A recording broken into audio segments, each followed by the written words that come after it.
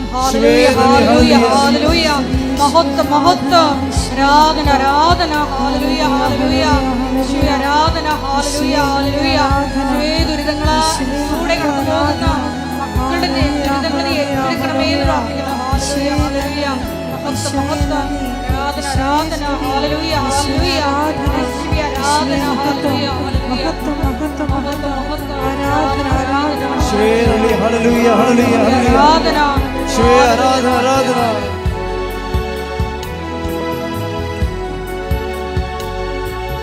ഈ തിരുവോസ്തി കാണുന്നു ഞാൻ ഈശോയെ നിൻ ദിവ്യരൂപം.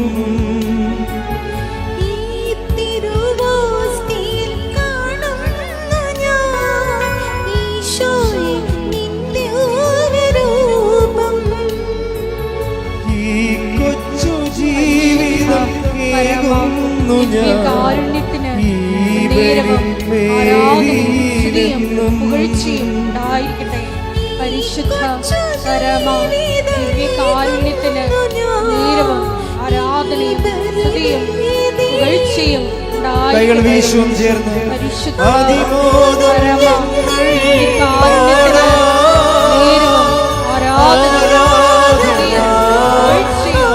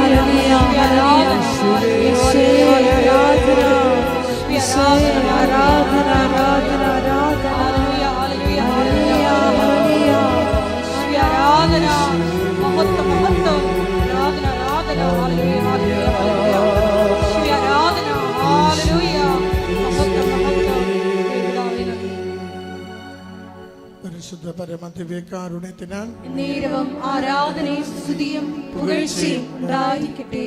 പരിശുദ്ധ പരമദിവ്യകാരുണ്യത്തിനാൽ നേരവും ആരാധനയും സ്തുതിയും പുകഴ്ചയും ഉണ്ടായിരിക്കട്ടെ.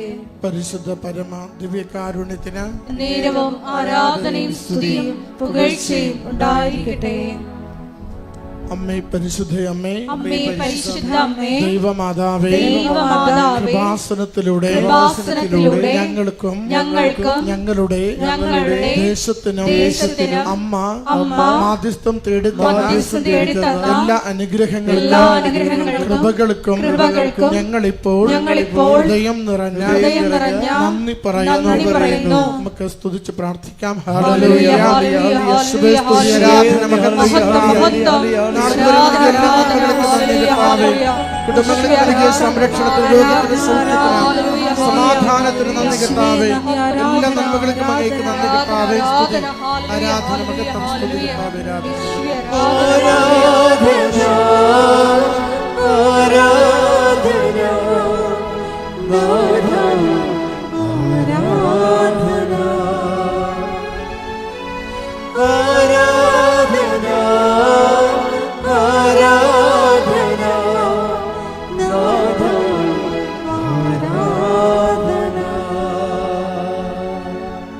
പരിശുദ്ധ പരമദിവ്യകാരുണ്യത്തിനാൽ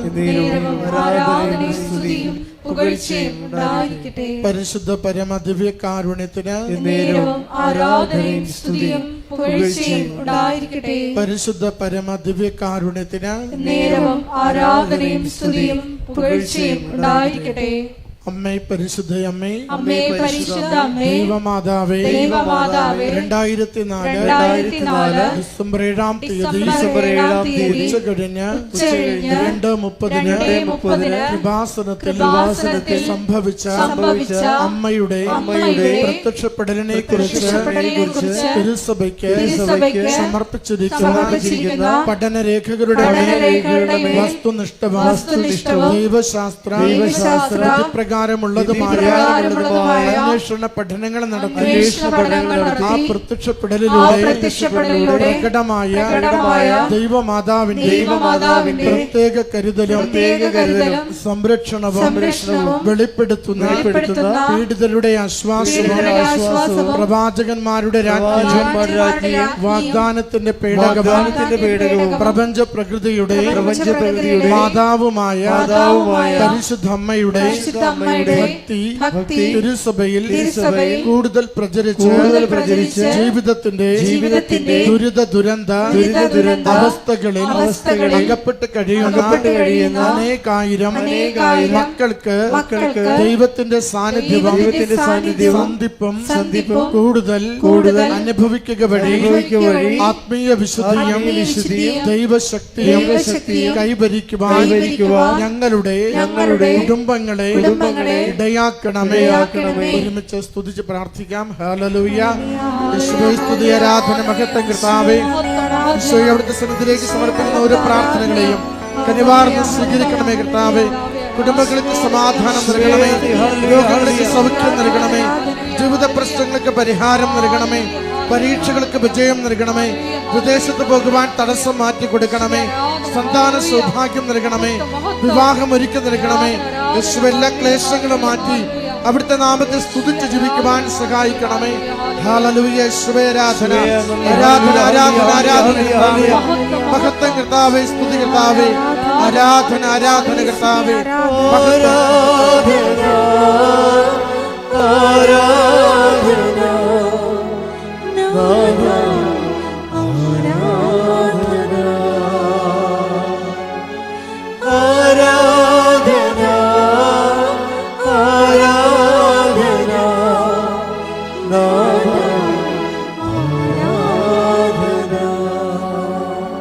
പരിശുദ്ധ പരമദിവ്യ കാരുണ്യത്തിന് ആരാധനയും സ്തുതിയും പുകഴ്ചയും ഉണ്ടായിരിക്കട്ടെ. പരിശുദ്ധ പരമദിവ്യ കാരുണ്യത്തിന് ആരാധനയും സ്തുതിയും പുകഴ്ചയും ഉണ്ടായിരിക്കട്ടെ. പരിശുദ്ധ പരമദിവ്യ കാരുണ്യത്തിന് ആരാധനയും സ്തുതിയും പുകഴ്ചയും ഉണ്ടായിരിക്കട്ടെ. അമ്മേ പരിശുദ്ധയമ്മേ, അമ്മേ പരിശുദ്ധ അമ്മേ, ഭൂസ്വർലോകങ്ങളുടെ രാജ്ഞിയായ അങ്ങയ്ക്ക് ഭൗമ സംരക്ഷണത്തിനായി പ്രപഞ്ച പ്രകൃതിയെ തിരുസഭ പ്രതിഷ്ഠിക്കുവാൻ ഈ പ്രത്യക്ഷീകരണം വഴി ഇടയാക്കണമേ. പരിശുദ്ധമ്മേ, ജപമാല മാതാവേ, സകല കൃപാസനം പ്രാർത്ഥനകളോടും ചേർത്ത് ഞങ്ങളിപ്പോൾ പ്രാർത്ഥിക്കുന്ന ഈ സമൂഹത്തിന്റെ പ്രത്യേക നിയോഗവും നമ്മുടെ എല്ലാ അപേക്ഷകളും ആവശ്യങ്ങളും കൃപാസന മാതാവിന്റെ സംരക്ഷണയിൽ ദിവ്യകാരുണ്യനാഥന് സമർപ്പിക്കാം. ജോസഫ് അലി വീട്ടിലച്ഛന്റെ നിയോഗങ്ങൾക്ക് വേണ്ടിയും നമുക്ക് പ്രത്യേകം പ്രാർത്ഥിക്കാം.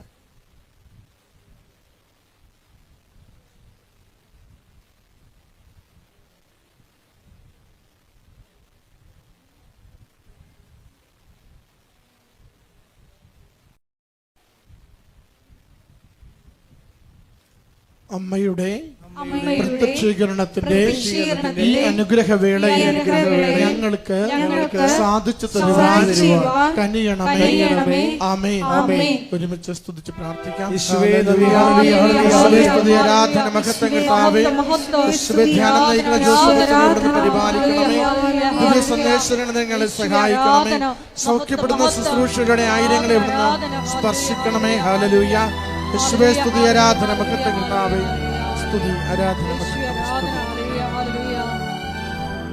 നമുക്കെല്ലാവർക്കും എഴുന്നേറ്റ് നിന്നുകൊണ്ട് ഗായകനോട് ചേർന്ന് ദൈവത്തെ മഹത്വപ്പെടുത്തി ദൈവസ്നേഹത്തോടെ കരങ്ങളടിച്ച് പാടി പ്രാർത്ഥിക്കാം.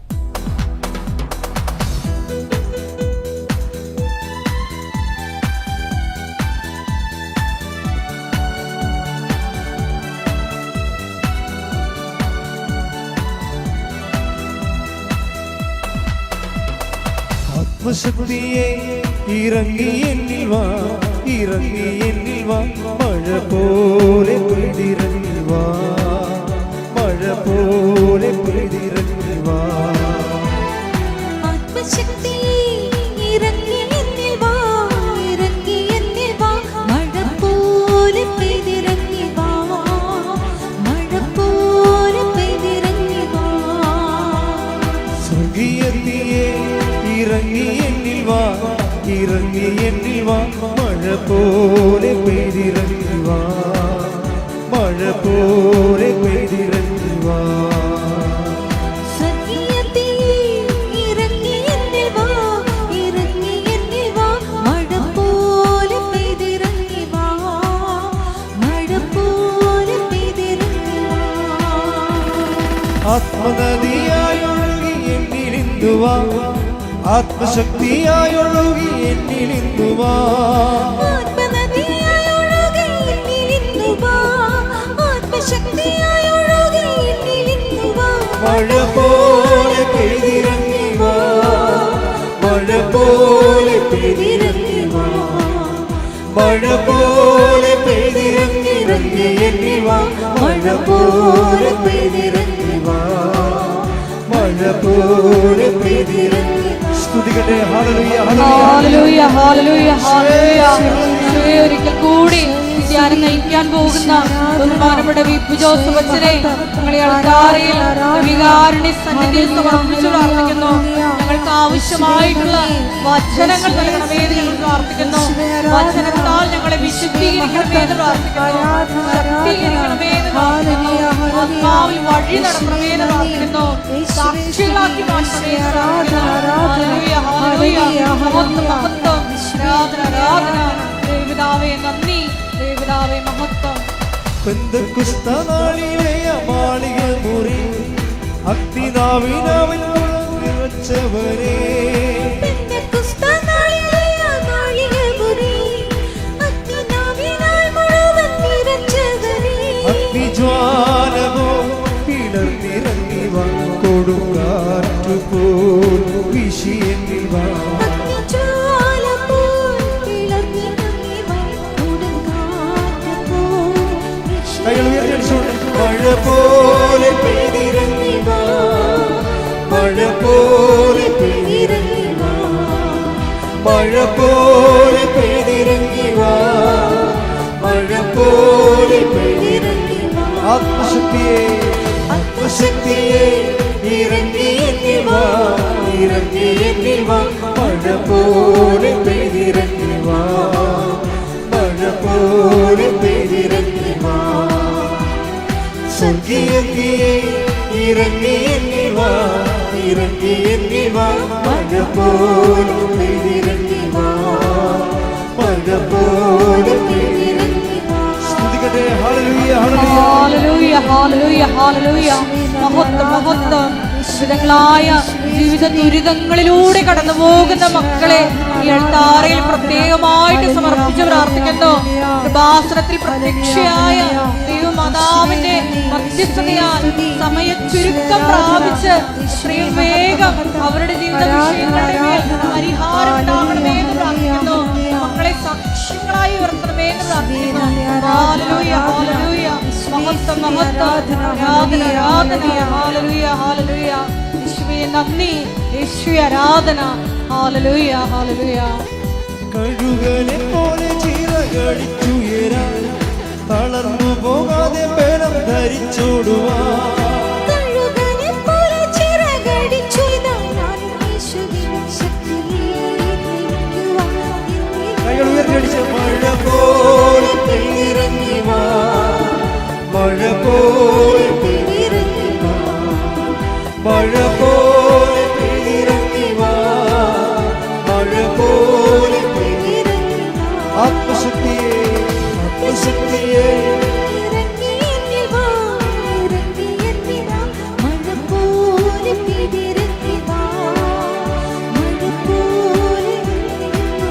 സ്വർഗീയത്തിയെ, സ്വർഗീയത്തിയെ ഇറങ്ങി എന്നിൽ വാ, ഇറങ്ങി എന്നിൽ വാ, മഴ പോലെ പെയ്തിറങ്ങി വാ.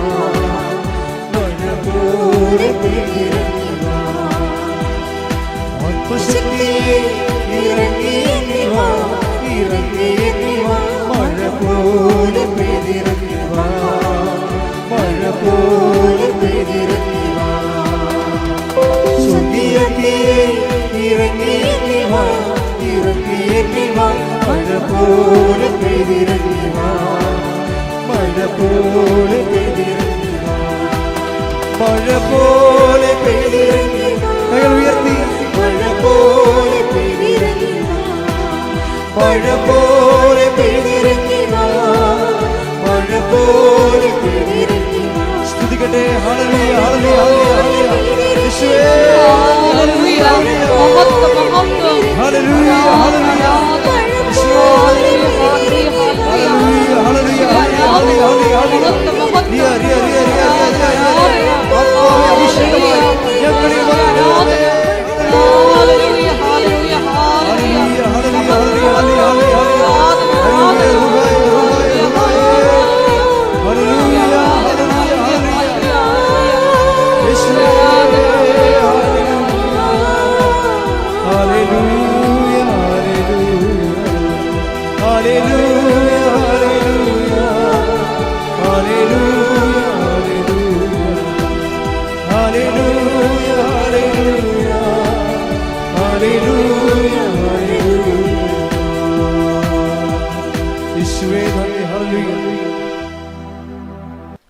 പരമദിവ്യകാരുണ്യത്തിന് നേരവും ആരാധനയും സ്തുതിയും പുകഴ്ചയും ഉണ്ടായിരിക്കട്ടെ. പരിശുദ്ധ പരമദിവ്യകാരുണ്യത്തിന് നേരവും ആരാധനയും സ്തുതിയും പുകഴ്ചയും ഉണ്ടായിരിക്കട്ടെ. ഉടമ്പടിയെ നമ്മൾ അടുത്ത് അറിയുന്നത്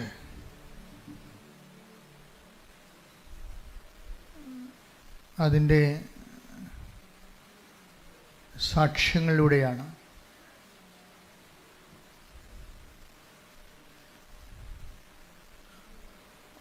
ഉടമ്പടിയിലുള്ള ദൈവഭാഗമെന്ന് പറയുന്നത് സാക്ഷ്യങ്ങളാണ്. എന്താണ് ദൈവഭാഗമെന്ന് പറയണത്? ഉടമ്പടിയിൽ 2 ഭാഗങ്ങളുണ്ട്. ഒന്ന് മനുഷ്യഭാഗമുണ്ട്, പിന്നെ ഒന്ന് ദൈവഭാഗമുണ്ട്. മനുഷ്യഭാഗമെന്ന് പറയുന്നത് നമ്മൾ വെക്കുന്ന നിയോഗങ്ങളാണ്. ദൈവഭാഗമെന്ന് പറയുന്നത് ആ നിയോഗത്തിൻ്റെ മേൽ ദൈവം എടുക്കുന്ന നടപടികളാണ്. ആ ദൈവഭാഗമാകുന്നത് നമ്മളത് സുവിശേഷത്തിൻ്റെ പ്രചാരണത്തിന് വേണ്ടി നമ്മളത് പൊതുജന സമക്ഷം ഏറ്റുപറയണം. ഏറ്റുപറയുമ്പോഴുണ്ടാകുന്നത് ഒന്ന് നമ്മളത് ഓൺ ചെയ്യുന്നു എന്നുള്ളതാണ്. ഏറ്റുപറയുമ്പോൾ സംഭവിക്കുന്നത് നമ്മളതിൻ്റെ മുഴുവൻ ക്രെഡിറ്റ് ആൻഡ് ക്ലെയിം ദൈവതിരുസന്നിധിയിൽ ദൈവത്തിൽ നിന്നാണെന്ന് നമ്മൾ അക്സെപ്റ്റ് ചെയ്യുന്നു. അങ്ങനെ നമ്മൾ അംഗീകരിക്കുന്നതിൻ്റെ ഭാഗമായി ദൈവത്തെ അംഗീകരിക്കുക. ദൈവവിശ്വാസിയുടെ മുമ്പിലുണ്ടാകുന്ന ഏറ്റവും വലിയ ആദ്യമായുള്ള ദൈവശുശ്രൂഷ എന്ന് പറയുന്നത് ദൈവത്തെ അംഗീകരിക്കുകയാണ്. അപ്പം നമ്മൾ ഓർക്കും ദൈവത്തെ നമ്മൾ അംഗീകരിച്ചാലും ഇല്ലെങ്കിലും ദൈവം നിലനിൽക്കും. പക്ഷേ മറ്റുള്ളവരെ നിലനിൽക്കണമെങ്കിൽ നമ്മൾ അംഗീകരിക്കണം. നമുക്ക് കിട്ടിയ അനുഭവങ്ങൾ അതുകൊണ്ടാണ് ദൈവത്തെ അംഗീകരിക്കേണ്ടത്. ചില ആൾക്കാർക്ക് പോരായ്മയാകും. അത് കുറച്ച് കിട്ടിയിരിക്കുന്ന അനുഗ്രഹങ്ങൾ സ്വന്തം കഴിവ് കൊണ്ടാണ് എന്ന് ചിന്തിക്കുന്നവർക്ക് അവിടെ ദൈവത്തെ അംഗീകരിക്കുന്നത് ഒരു കുറച്ചിലായിട്ട് വരും. ബൈബിൾ എപ്പോഴും കൈകാര്യം ചെയ്യുന്നൊരു വിഷയമാണ് ദൈവത്തെ അംഗീകരിക്കുന്നത് കൊണ്ടുള്ള പോരായ്മകൾ. ശ്രുതിയുടെ ഹല്ലേലൂയ.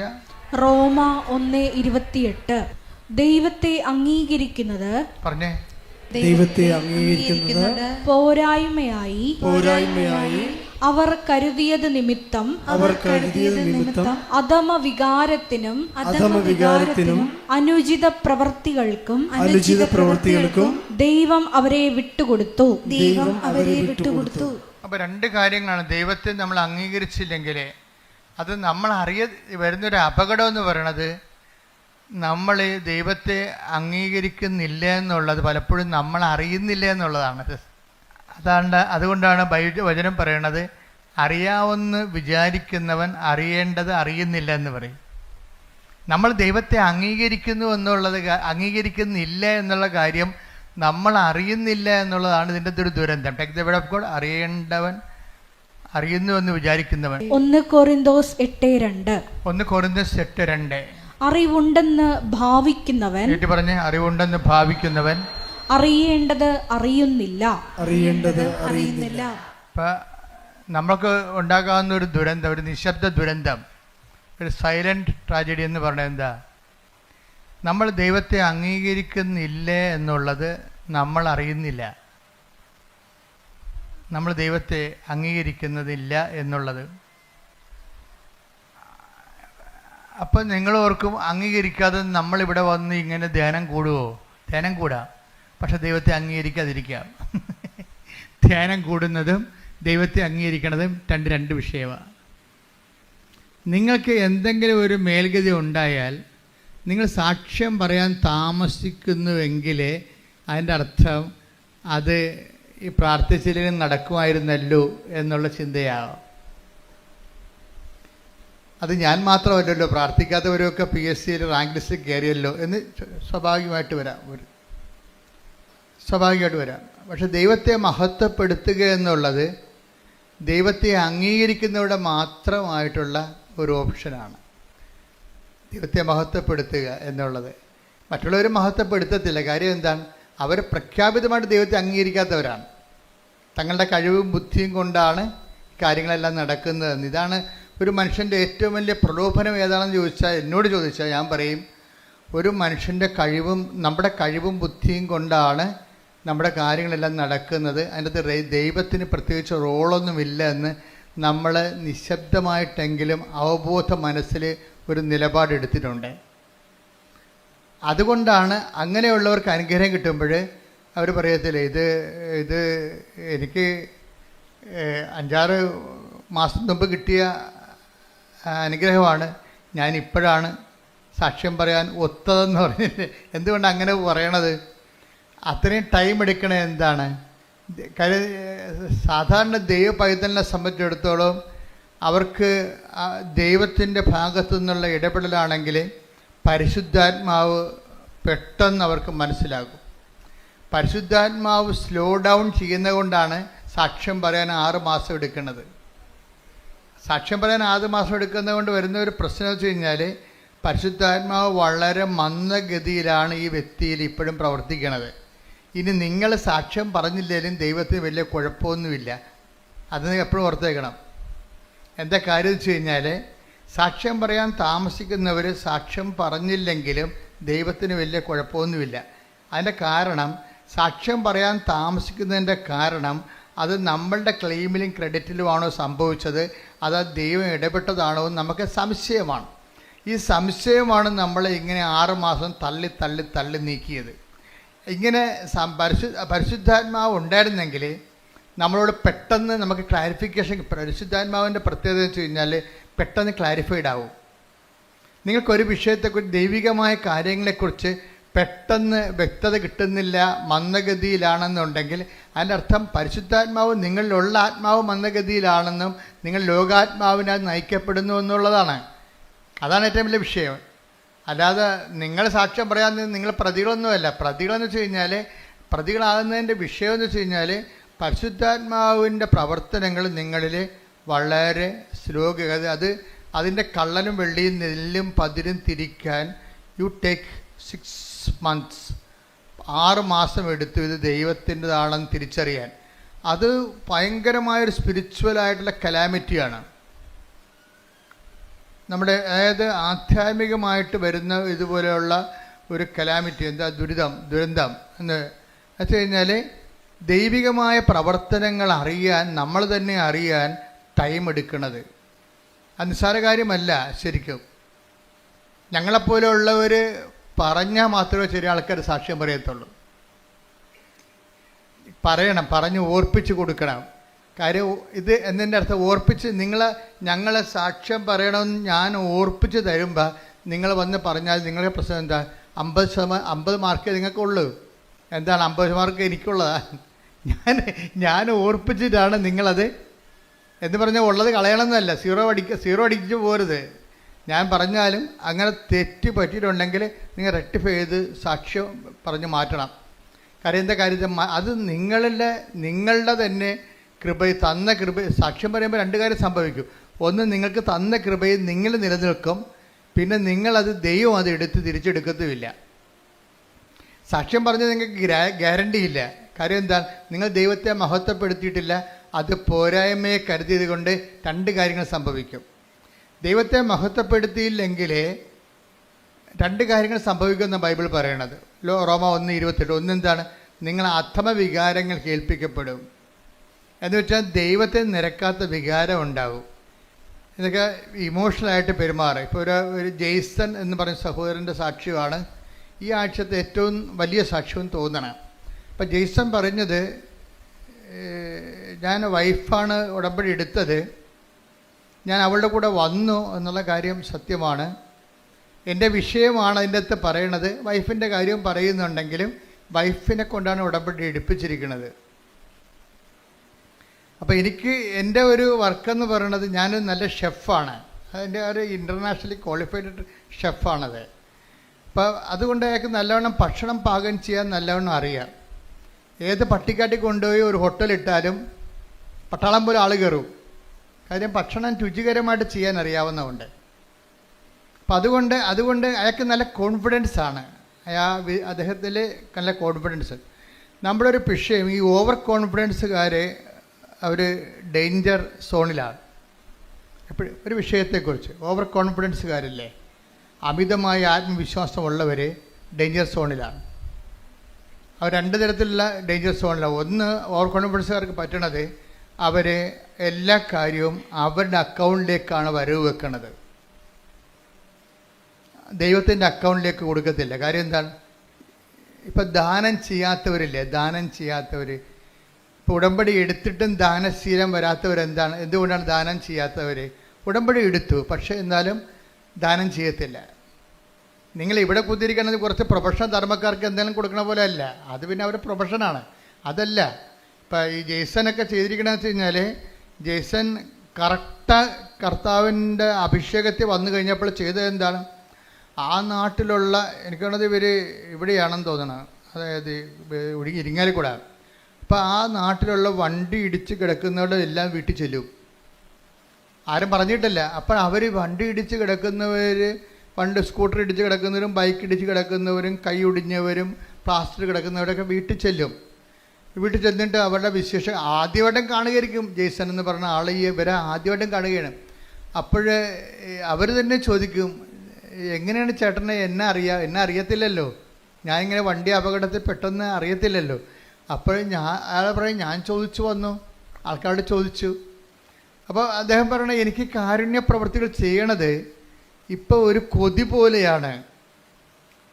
ഒരു വ്യക്തിയുടെ ഒരു ഉടമ്പടി എങ്ങനെ ഒരു വ്യക്തിയെ മാറ്റണം എന്ന് നോക്കിയേ. കാരുണ്യ പ്രവൃത്തികൾ ചെയ്യണത് അങ്ങോട്ട് ചെന്ന് ചോദിച്ചിട്ട് അന്വേഷിച്ച് കണ്ടുപിടിച്ചിട്ട് അവർക്ക് സഹായം നൽകണത് ഒരു തീരാത്ത കൊതി പോലെയാണ്. അതിലൊരു ആന്തരിക അഭിഷേകം കിട്ടിയിട്ടുണ്ട്. പണ്ട് ഉടമ്പടിക്ക് മുമ്പ് അങ്ങനെയൊന്നും ഇല്ലായിരുന്നോ? അന്ന് എന്താ സംഭവിച്ചത്? എന്തുകൊണ്ടാണ് ഉടമ്പടിക്ക് മുമ്പ് ഒരു ദാനധർമ്മം ഇല്ലാത്തതിൻ്റെ കാരണം, നമ്മൾ ദാനധർമ്മം ചെയ്യാത്ത ആൾക്കാർ അല്ലെങ്കിൽ സഹായിക്കാത്ത ആൾക്കാർ, അവരെ ഞാൻ കുറ്റം പറയത്തില്ല. എന്താ കാരണം വെച്ച് കഴിഞ്ഞാൽ, അവരിപ്പോൾ നമ്മൾ ഒരു കൊട്ടയിൽ കുറച്ച് ആപ്പിൾ ഇരിക്കണമെന്ന് വിചാരിച്ചോ. അപ്പം ഒരു കൊട്ടയുണ്ട്, ഒരു 200 ആൾക്കാരും ഉണ്ട്. അവരെല്ലാം കൂടി ഇടിച്ച് ഇതിൻ്റെ അകത്ത് കയറിയാൽ മാത്രമേ നമുക്ക് ആപ്പിൾ ഫ്രീ ആയിട്ട് കിട്ടുന്നതാണ്. പക്ഷേ നമുക്ക് നമ്മുടെ കയ്യിൽ നിന്ന് ചിലവാകണത് എന്താണ്? ഇടിച്ച് നെക്കി അതിൻ്റെ അകത്ത് വേർത്തൊലിച്ച് നാട്ടുകാരുടെ മുട്ടുകൈ കൊണ്ടൊക്കെ ഇതിനകത്ത് കയറാൻ പറ്റത്തുള്ളൂ. കയറി ഒരു ആപ്പിൾ എടുത്തുകൊണ്ട് നമ്മൾ പുറത്തേക്ക് വരുമ്പോൾ, അല്ലെങ്കിൽ 2 ആപ്പിൾ എടുത്തുകൊണ്ട് പുറത്തേക്ക് വരുമ്പോൾ, ഒരുത്തൻ അവിടെ ഇടിക്കാൻ നിവൃത്തിയില്ലാത്തവനും മുട്ടാൻ നിവൃത്തിയില്ലാത്തവനും കൈ നീട്ടുമ്പോൾ പറയും, ഞാൻ ഇടിച്ചാൽ വാങ്ങിച്ചത്, നിങ്ങൾ ഇടിച്ച് വാങ്ങിച്ചോളാൻ പറയും. അതെന്താണ്? നമ്മളിൻ്റെ അത് സ്പെൻഡ് ചെയ്താൽ കൊണ്ടാണ്. ഇതതിൻ്റെ അത് വരുന്ന ഒരു ടെക്നിക്ക് എന്ന് പറയണത്. കാര്യം ആൾക്കാർ ദാനം ചെയ്യാത്തതിൻ്റെ കാരണം, ഞാൻ കുറേ കഷ്ടപ്പെട്ടാണ് ഈ നിലയിലെത്തിയത്, അങ്ങനെ ഓശാര നീ ഇരുന്ന് എൻ്റെ ഇടയ്ക്ക് നിന്ന് പുഴുങ്ങി തിന്നണ്ട. ഇതാണ് നിലപാട്. ഉടമ്പടിയിൽ വരുമ്പോൾ ഈ എല്ലാവരുടെയും മനസ്സിലിരിക്കുന്ന ഒരു രഹസ്യ നിലപാടെന്ന് പറയണത്, ദാനം ചെയ്യാത്തതിൻ്റെ കാരണം ഞാൻ കുറേ കഷ്ടപ്പെട്ടാണ് പഠിച്ചാണ് ഇവിടം വരെ എത്തിയത്, നീയും അതുപോലെ. അപ്പോൾ ഒരു നീതിബോധം അതിൻ്റെ അകത്തുണ്ട്, ഒരു നീതിബോധമുണ്ട്. പക്ഷെ ഇത് ദൈവത്തിൻ്റെ നീതിയല്ല. ദൈവത്തിൻ്റെ നീതി വ്യത്യാസമുണ്ട്. അതുകൊണ്ട് കർത്താവ് പറയണത് ചോദിക്കുന്നവർക്കൊക്കെ കൊടുക്കാൻ പറയും. അപ്പം നമ്മൾ പറയും അങ്ങനെ ചോദിക്കുന്നവർക്കൊക്കെ ഒന്നും കൊടുക്കാൻ പറ്റത്തില്ല. കാര്യം ഇവനൊക്കെ മനുഷ്യനെ പറ്റിക്കാൻ വേണ്ടി ഇരിക്കുകയാണ്. നമ്മൾ കൊടുത്താലേ നമ്മൾ കൊടുക്കണത് കൊണ്ട് വേറെ ആൾക്കാർ പോയി വെള്ളം അടിക്കുകയുള്ളെന്ന് പറയും. അത് നമ്മളെ പിടിച്ചിരിക്കാൻ വേണ്ടി നമ്മൾ പറയണതാണ്. നമ്മൾ ധർമ്മക്കാർക്ക് ചില ആൾക്കാർ പൈസ കൊടുക്കത്തില്ല. എന്താ കൊടുക്കാമെന്ന് ചോദിക്കുമ്പോൾ പറയാം, നമ്മൾ കൊണ്ട് വെള്ളം അടിക്കുമെന്നും. അപ്പോൾ ഈ അയാൾക്ക് CBI അന്വേഷണമാണ് ഇയാൾ വിചാരിക്കുന്നത്. അപ്പം നമ്മൾ കൊടുക്കുന്ന കാശ് കൊണ്ട് അയാൾ വെള്ളം അടിക്കുന്നുണ്ടോ ഇല്ലയോ എന്നറിയാൻ വേണ്ടി. ഇതൊന്നുമല്ല, പുള്ളിക്കത് കൊടുക്കാൻ കഴിയത്തില്ല. അതുകൊണ്ട് ഈശോ എന്താ പറയുക വെച്ചാൽ ചോദിക്കുന്നവർക്കൊക്കെ കൊടുക്കാൻ പറയും. നോൻപ് കാലത്ത് നമ്മൾ ശ്രദ്ധിക്കണം. Take the word of God. ശ്രദ്ധിക്കട്ടെ. ഹല്ലേലൂയ, യേശുവേ നന്ദി. ഹല്ലേലൂയ, ഹല്ലേലൂയ, ഹല്ലേലൂയ, ഹല്ലേലൂയ, ഹല്ലേലൂയ. യേശുവേ ആരാധന, ആരാധന, ആരാധന. മത്തായി 5:42. മത്തായി 5:42. ചോദിക്കുന്നവന് കൊടുക്കുക, ചോദിക്കുന്നവന് കൊടുക്കുക, വായ്പ വാങ്ങാൻ ഇച്ഛിക്കുന്നവനിൽ നിന്ന് ഒഴിഞ്ഞു മാറരുത്. പക്ഷെ എന്താ പ്രോബ്ലം വെച്ച് കഴിഞ്ഞാൽ ഇത് നമുക്ക് തോന്നുന്നു ഇത് ശരിയല്ലല്ലോ ഈ പറയണത്. ചോദിക്കുന്നതിനൊക്കെ കൊടുക്കാൻ പറ്റുമോ? വായ്പ വാങ്ങാൻ വരെ പറയുന്നവർക്ക് ഒന്ന് ഒഴിഞ്ഞു മാറിയാൽ നമ്മൾക്ക് പിന്നെ അവസാനം നമ്മൾ തെണ്ടി അടക്കേണ്ടി വരികയില്ലേ? ഇതൊക്കെ ശരിയാണ്. മാനുഷ്യമായി പറഞ്ഞാൽ ഇതെല്ലാം ശരിയാണ്. സുവിശേഷം മാനുഷ്യമായ നിലപാടിന് എതിരാണ്. എന്താ കാര്യം? സുവിശേഷ നീതി എന്ന് പറയുന്നത് മാനുഷിക നീതി, ലോകരാജ്യത്തിൻ്റെ നീതിയല്ല. ഇതൊരു ഭരണഘടനയിൽ ഇങ്ങനെ നമുക്ക് പറയുന്നത് കുഴപ്പമില്ല, കോടതിയിലൊക്കെ ഇത് വിലപ്പോവും. പക്ഷേ ദൈവത്തിൻ്റെ മുമ്പിൽ വിലപ്പോകത്തില്ല. കാര്യം എന്താണ്? ദൈവത്തിൻ്റെ മുമ്പിൽ വിലപ്പോകുന്നത് ദൈവരാജ്യത്തിൻ്റെ നീതിയാണ്. കർത്താവ് സംസാരിക്കുന്നത് ദൈവരാജ്യത്തിൻ്റെ നീതിയുടെ ലെവലിലാണ് സംസാരിക്കുന്നത്. അതുകൊണ്ടാണ് സുവിശേഷം ചിലർക്ക് മനസ്സിലാകാത്തതിൻ്റെ കാരണം. ദൈവരാജ്യ നീതി അതാണ്. ദൈവരാജ്യം ഭക്ഷണവും പാനീയവും അല്ലെന്ന് പറഞ്ഞിട്ട് എന്താ പറയണത്? നീതിയും സമാധാനം. അത് ദൈവരാജ്യത്ത് എവിടെപ്പോൾ ശ്രുതികട. ഹല്ലേലൂയ, ഹല്ലേലൂയ, ഹല്ലേലൂയ, ഹല്ലേലൂയ, ഹല്ലേലൂയ. യേശുവേ നന്ദി, യേശുവേ സ്തുതി. ഹല്ലേലൂയ, ഹല്ലേലൂയ, ഹല്ലേലൂയ, ഹല്ലേലൂയ. റോമ 14:17. റോമ 14:17. ദൈവരാജ്യം എന്നാൽ ദൈവരാജ്യം എന്നാൽ ഭക്ഷണവും പാനീയവുമല്ല, പ്രത്യുത നീതിയും സമാധാനവും പരിശുദ്ധാത്മാവിലുള്ള സന്തോഷവുമാണ്. അപ്പൊ ഈ നീതിക്ക് സന്തോഷം നമ്മുടെ ജഡിക സന്തോഷമല്ല, മറിച്ച് എന്താണ്? ഇപ്പം ഒരു സംഭവം, നമുക്കൊരു ഉടുപ്പ്, 2 ഉടുപ്പുള്ളവന് ഒന്ന് കൊടുത്തില്ലാത്തതിന് കൊടുത്തു കഴിയുമ്പോൾ നമുക്കൊരു സന്തോഷം ഉണ്ടാവും. 2 സന്തോഷം ഉണ്ടാവും. ഒന്ന് നമ്മുടെ അലമാരി സാധനം പോയി കിട്ടിയില്ല എന്ന സന്തോഷമുണ്ട്. കുറേ സാധനം ഇരിക്കുമ്പോഴേ നമ്മൾ അലമാരി തുറക്കുമ്പോഴേ ഉടുപ്പിനൊക്കെല്ലാം നമ്മളോട് ബഹുമാനമാണല്ലോ, നമ്മുടെ കാൽച്ചോട്ടി വന്ന് വീഴുമല്ലോ അത്.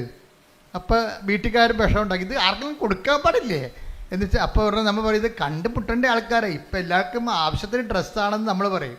എന്നാലും കുറച്ച് കഴിയുമ്പോൾ അലമാരി തിങ്ങുമ്പോൾ പറയും ഒരലമാരി മേടിക്കാം. അലമാരി മേടിക്കുമ്പോൾ കാശ് 40,000-40,000 രൂപയാവും. അതിനേക്കാൾ ഉള്ളത് കൊടുത്തു കഴിഞ്ഞാൽ സ്ഥലം ഉണ്ടാക്കിയാൽ മതിയല്ല. ആ ഒരു സന്തോഷം ഉണ്ടാകും കൊടുക്കുമ്പോൾ. അലമാരി കാലിയാകുവാനുള്ള സന്തോഷം അത് ജഡിക സന്തോഷമാണ്, ദൈവരാജ്യത്തിൻ്റെ അല്ല. പറഞ്ഞ മനസ്സിലായില്ലേ? ദാനം ചെയ്യുമ്പോൾ നമുക്കുണ്ടാകുന്ന സന്തോഷം, ആ സന്തോഷം ജഡിക സന്തോഷം എന്ന് പറയും. അതെന്താണ്? ലോക അരൂപിയാൽ നയിക്കപ്പെടുന്നതുകൊണ്ട് നമുക്ക് കുറച്ച് സ്ഥലം കിട്ടിയല്ല, അതിന് പുതിയ സാധനം വാങ്ങിക്കാമെന്ന് ഓർക്കുമ്പോൾ നമുക്ക് സന്തോഷമുണ്ട്. അതിൽ ആ ദാനത്തിലുണ്ടാകുന്ന സന്തോഷമാണ്. പക്ഷെ അത് പരിശുദ്ധാത്മാവിലുള്ള സന്തോഷമല്ല. നിങ്ങളീ പറഞ്ഞ പല കാര്യങ്ങളും നമുക്ക് അനുഭവിക്കുന്ന പല വിഷയങ്ങളും ദൈവവുമായിട്ട് ബന്ധമില്ലാത്തതാണ്. പക്ഷേ ദൈവത്തിൻ്റെ അക്കൗണ്ടിലാണ് നമ്മളിതൊക്കെ അനുഭവിക്കുന്നത്. പക്ഷേ സംഭവം ജഡിക സന്തോഷമാണ്. വളരെ സൂക്ഷ്മതയോടെ കൈകാര്യം ചെയ്യേണ്ട വിഷയമാണ് ദൈവരാജ്യം. അപ്പോൾ ദൈവരാജ്യം എന്ന് പറയുമ്പോൾ ഈ നീതി, അതായത് നീതി എന്ന് പറയുന്നത് ദൈവത്തിൻ്റെ ഒരു നീതിയുണ്ട്. അത് ദൈവത്തിൻ്റെ നീതി മെരിട്ട് നോക്കാതെ ചെയ്യണ നീതിയാണ്. സ്നേഹത്തിൽ നിന്ന് വരുന്ന നീതിയാണത്. ഇപ്പോൾ ഈശോ ക്രൂശിക്കപ്പെട്ടു, ആ നീതി എന്താണ്? അപ്പോൾ നമ്മളെ നീതീകരിച്ചതിൻ്റെ ഒരു നീതിയാണ്. എന്തെന്ത്? അപ്പം നമ്മളുടെ ക്വാളിറ്റി നോക്കിയിട്ടാണ് ദൈവം നമ്മളെ എല്ലാ ദുഷ്ടന്മാർക്കും ശിഷ്ടന്മാർക്കും വേണ്ടി ദൈവം പാപത്തിന് പരിഹാരം ചെയ്തിട്ടുണ്ട്. എന്താണ് എക്സ്പെൻഡ് ചെയ്തത്? ഈശോ ചെലവ് ചെയ്തത്, തൻ്റെ ജീവിതം ചെലവ് ചെയ്തപ്പോഴുണ്ടാകുന്നൊരു നീതി എന്താണ്? നമ്മളുടെ മെരിറ്റ് നോക്കിയിട്ടല്ല ചെയ്തിരിക്കുന്നത്. ഇതുപോലെയാണ് മറ്റുള്ളവരുടെ മെരിറ്റ് നോക്കാതെ നമ്മൾ അവർക്ക് വേണ്ടി ചെലവ് ചെയ്യുമ്പോൾ നമുക്ക് പരാതികളോ പരിഭവങ്ങളോ ഇല്ല. എന്താ ഞാനിങ്ങനെ പറഞ്ഞാൽ, ഈ ജെയ്സൺ എന്ന് പറയുന്ന കക്ഷി അവസാനം പറഞ്ഞു നിർത്തുന്നത് കുറേ കാര്യങ്ങൾ. ജെയ്സൻ്റെ സാക്ഷ്യം എന്ന് പറയുന്നത് ഒരു സുവിശേഷമാണ്. ചില അവസാനം ഇദ്ദേഹം പറയണത്, ഇപ്പോഴേ ഞാൻ വല്ലാത്ത ഒരു ആത്മസംതൃപ്തി ഞാൻ അനുഭവിക്കുന്നുണ്ട്, ഞാൻ ദൈവത്തിൽ ആനന്ദിക്കുന്നുണ്ട്. ഞാൻ പറയണതെല്ലാം ആത്മീയ കാര്യങ്ങളാണ്, പക്ഷെ നിങ്ങൾ അത് ലോകത്തിൻ്റെ രീതി മനസ്സിലാക്കുന്നത് കൊണ്ട് എൻ്റെ സന്തോഷം നിങ്ങൾക്ക് ട്രാൻസ്ഫർ ചെയ്യാൻ പറ്റത്തില്ലെന്ന്. എന്ത് രസമാണ് ആ സാക്ഷ്യങ്ങൾ. അതായത് ഞാൻ അനുഭവിക്കുന്നൊരു ആത്മീയ സന്തോഷമാണ്. ഇങ്ങനെ ആൾക്കാരെ കണ്ട് തിരക്കി പിടിച്ചൊക്കെ ഞാൻ ചെല്ലുമ്പോഴേ, എന്നിട്ട് ജെയ്സൺ പറയും, ഇപ്പോഴേ എനിക്ക് തോന്നണത്, അദ്ദേഹത്തിൻ്റെ സ്വന്തം ഇൻട്രോസ്പെക്ഷൻസ് ഒത്തിരി ഉണ്ട് അതിൻ്റെ അകത്ത്. ഇപ്പോൾ തോന്നുന്നത് ഞാൻ എത്തേണ്ടിടത്ത് എത്തിയെന്ന് എനിക്ക് തോന്നണമെന്ന്. എന്തോ ഒരു കണ്ടൻറ്റഡ് ആയിട്ടുള്ള, ഹീസ് സോ കണ്ടൻറ്റഡ്. അതായത് ഒരു ഉടമ്പടി ജീവിതം ഒരു മനുഷ്യൻ നിന്ന്, എനിക്ക് പറഞ്ഞാൽ ആദ്യമായിട്ടാണ് ഉടമ്പടി ആയിട്ട് ഇങ്ങനെ ഒരു സംഭവം, ഒരു ഇൻട്രോസ്പെക്റ്റീവായിട്ടുള്ള ഒരു അസസ്മെൻറ്റ് വരണത്. അദ്ദേഹം പറയണത്, എനിക്ക് തോന്നണത് അദ്ദേഹത്തിൻ്റെ ജീവിത രീതി തന്നെ മാറി. ഇപ്പം ഞായറാഴ്ച പണ്ട് ആദ്യം വൈഫിനെ കൊണ്ട് ഉടമ്പടി എടുപ്പിച്ചുകൊണ്ടിരുന്നത്. വൈഫിനെ കൊണ്ട് ഉടമ്പടി എടുപ്പിച്ച് കഴിഞ്ഞാൽ പുള്ളിക്കാരൻ കൂടെ വന്നതേ ഉള്ളൂ. പക്ഷേ എന്നാ പറ്റിയെന്ന് വെച്ചാൽ, വൈഫ് വളരെ കൃത്യമായിട്ട്, ഇവിടെ വിഷയമെന്ന് പറയുന്നത് 3 വിഷയങ്ങൾ ഉടമ്പടിയിലുള്ളത്. ഒന്ന്, അവർക്കൊരു സ്ഥാപനം തുടങ്ങണം. എന്ത്, ഇങ്ങനെ ഷെഫല്ലേ, അപ്പോൾ ഹോട്ടൽ പോലെ ഒരു സ്വന്തമായിട്ട് റെസ്റ്റോറൻറ്റ് തുടങ്ങണം, അതൊന്ന്. രണ്ടാമത്തെ, വൈഫ് നേഴ്സാണ്, അപ്പോൾ അവർക്ക് യൂറോപ്പിൽ എവിടെയെങ്കിലും ഒരു ജോലി കിട്ടണം. അതാണ് അവരുടെ രണ്ട് വിഷയങ്ങൾ. അതാണ് ഒരെണ്ണം ഞാൻ മറന്നുപോയി. 3 സബ്ജക്റ്റ് ഉണ്ട്, അതിൽ 2 ഇതാണ്. ഒന്ന്, വൈഫിൻ്റെ ഒരു ജോലി കിട്ടണം, പുള്ളിക്കൊരു സ്ഥാപനം തുടങ്ങണം. ഇതാണ് ഈ 2 വിഷയങ്ങൾ. അപ്പോൾ ഈ വിഷയത്തിൽ വൈഫിനെ കൊണ്ട് ഉടമ്പടി എടുപ്പിച്ചു. വൈഫാണെങ്കിൽ അത് വളരെ സുന്ദരമായ രീതിയിൽ കർക്കശമായിട്ടും കൃത്യമായിട്ടും ക്ലിപ്തമായിട്ടും ഈ വിഷയം ഉടമ്പടി അനുഷ്ഠിച്ച് ജീവിക്കുകയാണ്. കൂടെ വന്നതിൻ്റെ പേരിൽ എനിക്ക് വൈഫ് ചെയ്യുന്നുണ്ടല്ലോ എന്ന് വിചാരിച്ചുകൊണ്ട് പുള്ളിക്കാരൻ ഇങ്ങനെ എലൂഫായിട്ട് നിൽക്കുകയാണ്. അതിനോട് ഡയറക്റ്റ് ഇൻവോൾവ് അല്ല ആൾ, ഡയറക്റ്റ് അതിൻ്റെ അകത്ത് ഇൻവോൾവ് അല്ല. പക്ഷേ അദ്ദേഹം എനിക്കുണ്ട് കുറ്റാലത്ത് എവിടെയോ ആ ഒരു ടൂറിസ്റ്റ് സ്പോട്ടാണ്. അതുകൊണ്ട് ഭയങ്കര ചിലവായ ഒരു ഞായറാഴ്ച അല്ല ടൂറിസ്റ്റിനകത്തിന് ആൾ വരണത്. അതുകൊണ്ട് പുള്ളിക്കാരൻ കട അടക്കത്തില്ല. തന്നെയല്ല, 5 പള്ളികൾ ഈ സ്ഥലത്തുണ്ട്, പല സ്ഥലത്തായിട്ട് 5 സമയത്ത് കുർബാന ഉണ്ട്. അപ്പോൾ പുള്ളിക്കാരൻ കുർബാനയ്ക്ക് പോകും. എന്ന് വെച്ച് കഴിഞ്ഞാൽ അച്ഛൻ പുള്ളി പറയണത്, ഞാൻ അച്ഛൻ പള്ളി കുർബാനയ്ക്ക് കയറണം ഞാൻ ഇന്നുവരെ കണ്ടിട്ടില്ല, ഇറങ്ങണതും കണ്ടിട്ടില്ലെന്നും. എന്ന് വെച്ച് കഴിഞ്ഞാൽ എനിക്ക് പറഞ്ഞത്, ഈ വായനയാകുമ്പോൾ പുള്ളിക്കാരൻ കയറി വരും, അച്ഛൻ കുർബാന സ്വീകരണത്തെ സമയമാകുമ്പോൾ പുള്ളി ഇറങ്ങിപ്പോവും, പ്രസംഗം കഴിയുമ്പോൾ പോവും. അപ്പോൾ വെച്ചാൽ ദൈവത്തിന് എന്തോ ഞാനിവിടെ ഉണ്ട്, ഈ പരിസരത്ത് തന്നെ ഞാനുണ്ട് എന്ന് ദൈവത്തിന് ഒരു അറ്റൻഡൻസ് കൊടുക്കാൻ വേണ്ടി വന്നതാണ്. അങ്ങനെ ഒരു ദാരിദ്ര്യം പിടിച്ചൊരു ആധ്യാത്മിക ജീവിതമാണ്. അറ്റൻഡൻസ് കൊടുക്കാൻ വേണ്ടി വന്നതാണ്. ഞാൻ വിട്ടൊന്നും പോയിട്ടില്ല, ഞാനീ നാട്ടിൽ തന്നെ ഉണ്ട്.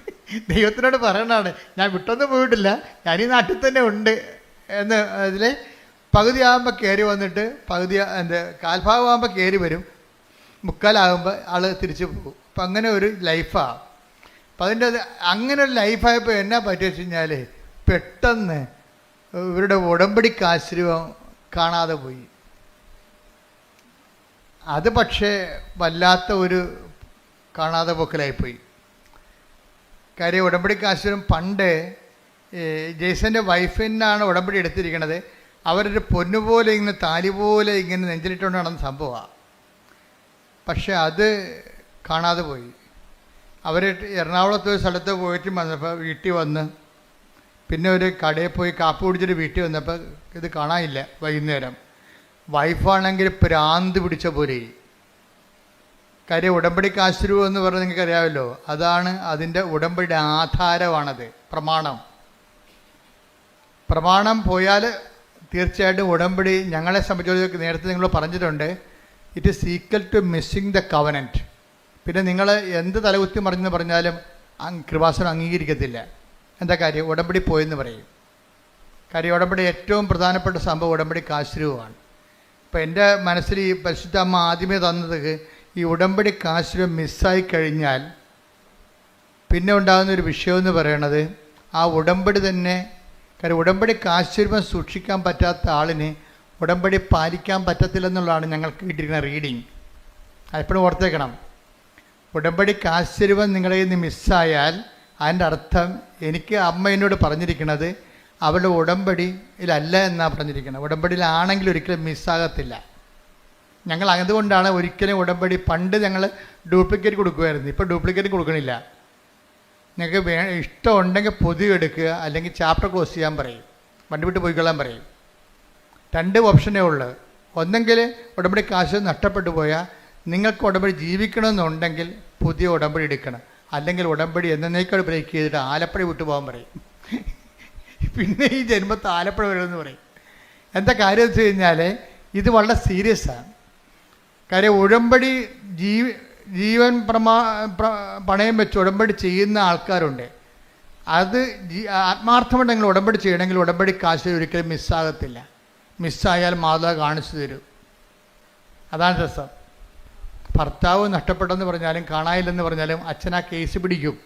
എന്താ കാര്യത്തിൽ എൻ്റെ മനസ്സിൽ പറഞ്ഞാൽ അമ്മയ്ക്കറിയാമല്ലോ, അമ്മയല്ലേ ഏറ്റവും വലിയ സാറ്റലൈറ്റ് ക്യാമറ. അപ്പോൾ ഈ ആളെവിടെ ഉണ്ടെന്ന് അമ്മയ്ക്കറിയാമല്ലോ. അപ്പോൾ ഞാൻ പറയും, ഫസ്റ്റ് ടൈം നിങ്ങൾ മെസ്സേജ് നിങ്ങളെ ഉടമ്പടി പോകും പറയും. ഇന്നലെ സെക്കൻഡ് ടൈമിൽ വരുമ്പോൾ നമുക്ക് മെസ്സേജ് എടുക്കാം, ആളെവിടെ ഉണ്ടെന്ന് പറയാം എന്നൊക്കെ പറയും. എന്താ പ്രശ്നം വെച്ച് കഴിഞ്ഞാൽ ഫസ്റ്റ് ടൈമിൽ മെസ്സേജ് എടുത്തു കഴിഞ്ഞാലും ചില ആൾക്കാർ നന്നാകത്തില്ല.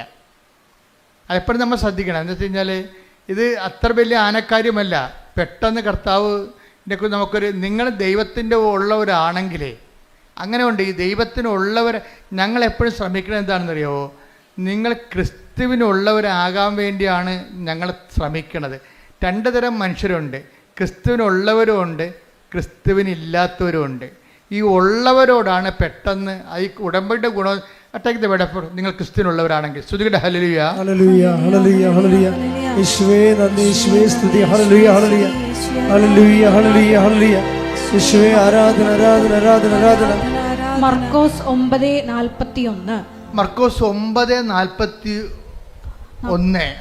നിങ്ങൾ ക്രിസ്തുവിനുള്ളവരാകയാൽ, കേട്ടെ, നിങ്ങൾ ക്രിസ്തുവിനുള്ളവരാകയാൽ അവന്റെ നാമത്തിൽ ആരെങ്കിലും നിങ്ങൾക്ക് ഒരു പാത്രം വെള്ളം കുടിക്കാൻ തന്നാൽ അവന് പ്രതിഫലം ലഭിക്കാതിരിക്കുകയില്ല എന്ന് ഞാൻ നിങ്ങളോട് പറയുന്നു. അപ്പോൾ ഇത് ഞങ്ങളെപ്പോഴും എനിക്കിതിൻ്റെ ഗുഡൻസ് ഏറെക്കുറെ അറിയാവുന്നതുകൊണ്ട് ഞാൻ എപ്പോഴും ഉടമ്പടി ഭയങ്കര കാർക്കശ്യം കാണിക്കും. ഇവിടെയൊക്കെ ഭയങ്കര ബഹളമായിരിക്കും ചില സമയത്ത്. കുമ്പസാരമില്ല, കുർബാനയില്ല, എന്നിട്ട് കാര്യം കാണാൻ വേണ്ടി മാത്രം വയറ്റിപ്പഴപ്പിന് വേണ്ടി ദൈവത്തിനെ ദുർവിനിയോഗിക്കാൻ വരും. അതൊക്കെ ഭയങ്കര പടയിരിക്കും. പട കഴിഞ്ഞിട്ട് ഞാൻ പോകും. ഞാൻ പിന്നെ അടുത്ത കാര്യം ഈ അടുത്ത ആളിനെ അത് ബാധിക്കരുതല്ല. അതുകൊണ്ട് ഞാൻ ഇന്ന് പോയി വരുന്ന പ്രാർത്ഥിച്ചിട്ട് തിരിച്ചു വരും. കാര്യം ഈ സാധനത്തോട് നമുക്കൊന്നും നടക്കത്തില്ല. കാര്യം അവർ ദൈവത്തെ ദുർവിനിയോഗിക്കാൻ വേണ്ടി ഭൗതികമായ ആനുകൂല്യങ്ങൾക്ക് വേണ്ടി മാത്രം തന്നെയാണ്. അവർക്ക് ദൈവത്തെ വേണ്ട, ദൈവത്തിൻ്റെ ആനുകൂല്യങ്ങൾ മാത്രം മതി. അപ്പം അങ്ങനെ ഒരു വർഗമുണ്ട്. ദൈവത്തെ അവർക്ക് വേണ്ട, പിന്നെ എന്ത് വേണം? ദൈവത്തിൻ്റെ ആനുകൂല്യം വേണം. അതാണ് വിഷയം. അവനെ ഒരിക്കൽ ക്രിസ്തീയ വിശ്വാസം ഉപേക്ഷിച്ചവരൊന്നും ഞാൻ മോണിറ്റർ ചെയ്യത്തില്ല. കാര്യം ക്രിസ്തീയ വിശ്വാസം കർത്താവ് വിശുദ്ധമായ രക്തത്താൽ അവൻ്റെ രക്തം കൊടുത്ത് വീണ്ടെടുത്തിട്ട് ദൈവം സൗജന്യ ദാനമായിട്ട് നൽകിയതാണത്. ആരെങ്കിലും കണ്ണി കാണുന്നതിനെ കണ്ടപ്പോൾ തന്നെ ഈ വിശ്വാസം നഷ്ടപ്പെടുത്തിക്കൊണ്ട് അവൻ്റെ പുറകെ പോയിട്ട് നാളെ ഇവിടെ വന്ന് സാക്ഷ്യം പറയാൻ പറഞ്ഞാൽ ഐ വിൽ നോട്ട് അലവ്. എന്താ അലവ്? അക്രൈസ്തവർ വരുമ്പോൾ ഞാൻ അക്സെപ്റ്റ് ചെയ്യും. പക്ഷേ വിശ്വാസം കിട്ടിയവൻ ഒരിക്കൽ ആ വിശ്വാസം ഏതെങ്കിലും മാംസളമായ കാര്യം കുറച്ചുകൂടി കൊള്ളാവുന്നൊരു മാംസത്തെ കണ്ടപ്പോൾ, കുറച്ച് കൊള്ളാവുന്ന ജോലിയുള്ളവനെ കണ്ടപ്പോൾ ക്രിസ്തീയ വിശ്വാസം നഷ്ടപ്പെടുത്തിയിട്ടുള്ള ആൾക്കാരുണ്ട്. അവരെ സംബന്ധിച്ചിടത്തോളം ആൾക്കാരെ സമ്മതിക്കത്തില്ല. എന്താ കാര്യം? അവർക്ക് അനുതാപം ഉണ്ടാകണം. വേറെ ഒരു വഴി അവിടെ മുമ്പിലില്ല. അവർക്ക് ഈ വിഷയത്തെക്കുറിച്ച് തങ്ങൾ ആത്മാവിനും അതായത് അവിടെ രക്തത്തിൽ പെടുന്ന കുഞ്ഞുങ്ങളെ വിശ്വാസം വളർത്താൻ അവർക്ക് കഴിഞ്ഞിട്ടില്ല. അതിനുള്ള സാഹചര്യം ഒരുക്കാരൊക്കെ പറ്റിയിട്ടില്ല. അതുകൊണ്ട് തന്നെ അവർക്ക് ആധ്യാത്മികമായ ബാധ്യതയുണ്ട്. എന്ന് വെച്ചാൽ അവർ രക്ഷപ്പെടത്തിലൊന്നും ഞാൻ പറയത്തില്ല. പക്ഷെ അവർക്ക് എന്ത് ചെയ്യണം? അവർക്ക് ഈ വിഷയത്തെക്കുറിച്ച് അനുതാപം ഉണ്ടാകണം. കാര്യം ഞാൻ ഒരിക്കൽ പ്രകാശം ലഭിച്ച ആളാണ് ഞാൻ ഒരിക്കൽ പ്രകാശം ലഭിച്ച ഒരാളാണ് ഞാൻ. ആ പ്രകാശത്തെ ഞാൻ നഷ്ടപ്പെടുത്തി. എന്താണ്? ഒരു ലൈൻ അടിച്ച് ലവ് അടിച്ച് അവരെ കണ്ടപ്പോൾ കർത്താവിനെ അവൻ മറന്നു. അപ്പോൾ നിങ്ങൾ പറയും, ഓ ഞാൻ കർത്താവിനൊന്നും മറന്നിട്ടില്ല, ഞാനിപ്പോഴും പ്രാർത്ഥിക്കുന്നുണ്ട്. നിങ്ങളറിയാമല്ലോ, നിങ്ങൾക്ക് നിങ്ങളുടെ രക്തത്തിൽ പെടുന്ന കുഞ്ഞിനെ, വിവാഹത്തിലുണ്ടാകുന്ന കുഞ്ഞുങ്ങളെ പുണ്യപൂർണ്ണം വളർത്താൻ വേണ്ടിയാണ് വിവാഹം സഭയിൽ സ്ഥാപിച്ചിരിക്കുന്നത്. നിങ്ങളുടെ കുഞ്ഞുങ്ങളെ വിശ്വാസത്തെ വളർത്താൻ പറ്റാത്തൊരു സാഹചര്യമാണ് മുന്നിൽ കണ്ടതെന്നുണ്ടെങ്കിൽ നിങ്ങൾക്കൊരു തീരുമാനം എടുക്കണം. ഒന്നുകിൽ നിത്യത അല്ലെങ്കിൽ അനുദിന ജീവിതം. നിങ്ങൾ അനുദിന ജീവിതത്തിന് നിത്യതയ്ക്കുള്ള പ്രാധാന്യം കൊടുത്തിട്ടുണ്ടെങ്കിൽ പിന്നെ യേശുക്രിസ്തു മുമ്പിൽ വരാൻ നിങ്ങൾക്ക് എന്താണ് കാരുണ്യം? പിന്നെ വയറ്റിപ്പഴപ്പിനോ? അത് നിങ്ങൾ വാങ്ങിച്ചുകൊണ്ട് പോയിക്കോളൂ. അതുകൊണ്ട് ഐ വിൽ നോട്ട് അലൗ. അത് എപ്പോഴും ശ്രദ്ധിക്കണം. നിങ്ങൾക്ക് ജീവിതകാലം മുഴുവൻ ഈ വിഷയത്തെക്കുറിച്ച് കർത്താവ് നൽകിയ ചൈതന്യം, കർത്താവ് നൽകിയിട്ടുള്ള വിശ്വാസം പാരമ്പര്യമായിട്ട് കിട്ടിയാലും ദൈവത്തിൻ്റെ അനന്തമായ കാരുണ്യം കൊണ്ടല്ല കിട്ടിയത്. അപ്പോൾ കുറച്ചുകൂടി അതിനോട് നമ്മൾ കഷ്ടപ്പെട്ടിട്ടല്ല, നമുക്ക് സൗജന്യമാണ് ദൈവം ദാനം തന്നിട്ടുണ്ടെങ്കിൽ, ക്രൈസ്തവ മാതാപിതാക്കന്മാരെന്ന നിലയിൽ അവരിൽ നിന്ന് നമ്മൾ ജനിച്ചത് കൊണ്ടാണ് നമുക്ക് വിശ്വാസം കിട്ടിയിട്ടുണ്ടെങ്കിൽ ആ വിശ്വാസത്തിന് നമ്മൾ കഷ്ടപ്പെട്ട് നേടിച്ച വിശ്വാസത്തെക്കാൾ വിലയുള്ളതാണ്. എന്താ കാരണം? ദൈവം അത് നമുക്ക് സൗജന്യ ദാനമായി തന്നിട്ടുണ്ടെങ്കിൽ ആ സൗജന്യ ദാനത്തിന് ദൈവത്തിൻ്റെ 100% ദൈവത്തിൻ്റെ കൃപയാണ്. എൻ്റെ വിശ്വാസം എന്ന് മനസ്സിലാക്കിയാൽ ആ വിശ്വാസത്തിന് മാനിച്ചുകൊണ്ട് ജീവിക്കാൻ ഞാൻ ബാധ്യതയുള്ളവനാണ്. അഥവാ എനിക്കത് ബാധ്യതയില്ല എങ്കിൽ, ഞാൻ ഇട്ടെറിഞ്ഞ് പോയിട്ടുണ്ടെങ്കിൽ, നിങ്ങൾ എറിഞ്ഞു കളഞ്ഞിരിക്കണം നിങ്ങളുടെ നിത്യതയും നിങ്ങളുടെ ആത്മാവിനുമാണെന്നുള്ള ബോധ്യം ഉണ്ടാകണം. അതേക്കുറിച്ച് നിങ്ങൾ അനുതപിക്കണം. ശ്രദ്ധിക്കട്ടെ. ഹല്ലേലൂയ, ഹല്ലേലൂയ, ഹല്ലേലൂയ, ഹല്ലേലൂയ, ഹല്ലേലൂയ. ആരാധന, ഹല്ലേലൂയ, ഹല്ലേലൂയ, ആരാധന, ഹല്ലേലൂയ, ഹല്ലേലൂയ. ദൈവകൃപ ജീവിതത്തിൽ ഏർപ്പെട്ടിരിക്കുന്ന മക്കൾക്ക് ആഴമായ അനുതാപം ഈ നോമ്പുകാലത്ത് നൽകണമേ. അലിവ് തോന്നണേ, പാപിയാണു ഞാൻ നാഥാ, പാപിയാണു ഞാൻ. കരുണ തോന്നണേ എന്നിൽ, അലിവ്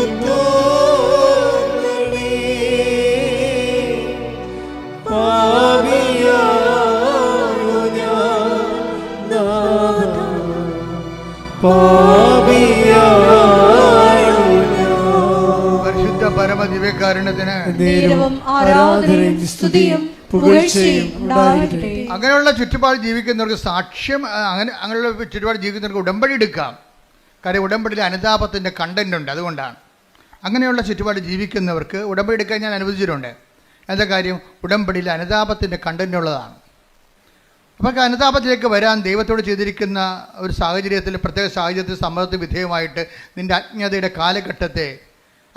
കാലഘട്ടത്തെ ദൈവത്തെക്കുറിച്ച് അറിയാമായിരുന്നിട്ടും അറിയാമെന്ന സാഹചര്യം ഉണ്ടായിട്ടും ചില ആൾക്കാർക്ക് അറിയേണ്ടത് അറിയുന്നില്ല എന്ന് അറിഞ്ഞിരിക്കുന്നവനെന്ന് പറയുന്നവൻ അറിയേണ്ടത് അറിഞ്ഞിട്ടില്ല. നമ്മൾ നേരത്തെ വായിച്ചതുപോലെ അജ്ഞതയുടെ ഒരു കാലഘട്ടം ഉണ്ടാകും. പക്ഷേ അജ്ഞതയുടെ കാലഘട്ടത്തെ ദൈവം കണക്കിലെടുക്കാതിരിക്കണമെന്നുണ്ടെങ്കിൽ നമുക്ക് അതിന് ആനുപാതികമായിട്ട് അനുതാപം ഉണ്ടാകണം. അജ്ഞതയുടെ കാലഘട്ടം. അപ്പോസ്തല പ്രവർത്തനങ്ങൾ 17:30. അപ്പോസ്തല പ്രവർത്തനം 17:30. അജ്ഞതയുടെ കാലഘട്ടങ്ങളെ അജ്ഞതയുടെ കാലഘട്ടങ്ങളെ ദൈവം കണക്കിലെടുത്തില്ല. എന്നാൽ ഇപ്പോൾ എല്ലായിടത്തുമുള്ള സകല ജനങ്ങളും പശ്ചാത്തപിക്കണമെന്ന് അവിടുന്ന് ആജ്ഞാപിക്കുന്നു. ആഗ്രഹിക്കണമല്ല, ആജ്ഞാപനമാണ്. മനസ്സിലായില്ലേ?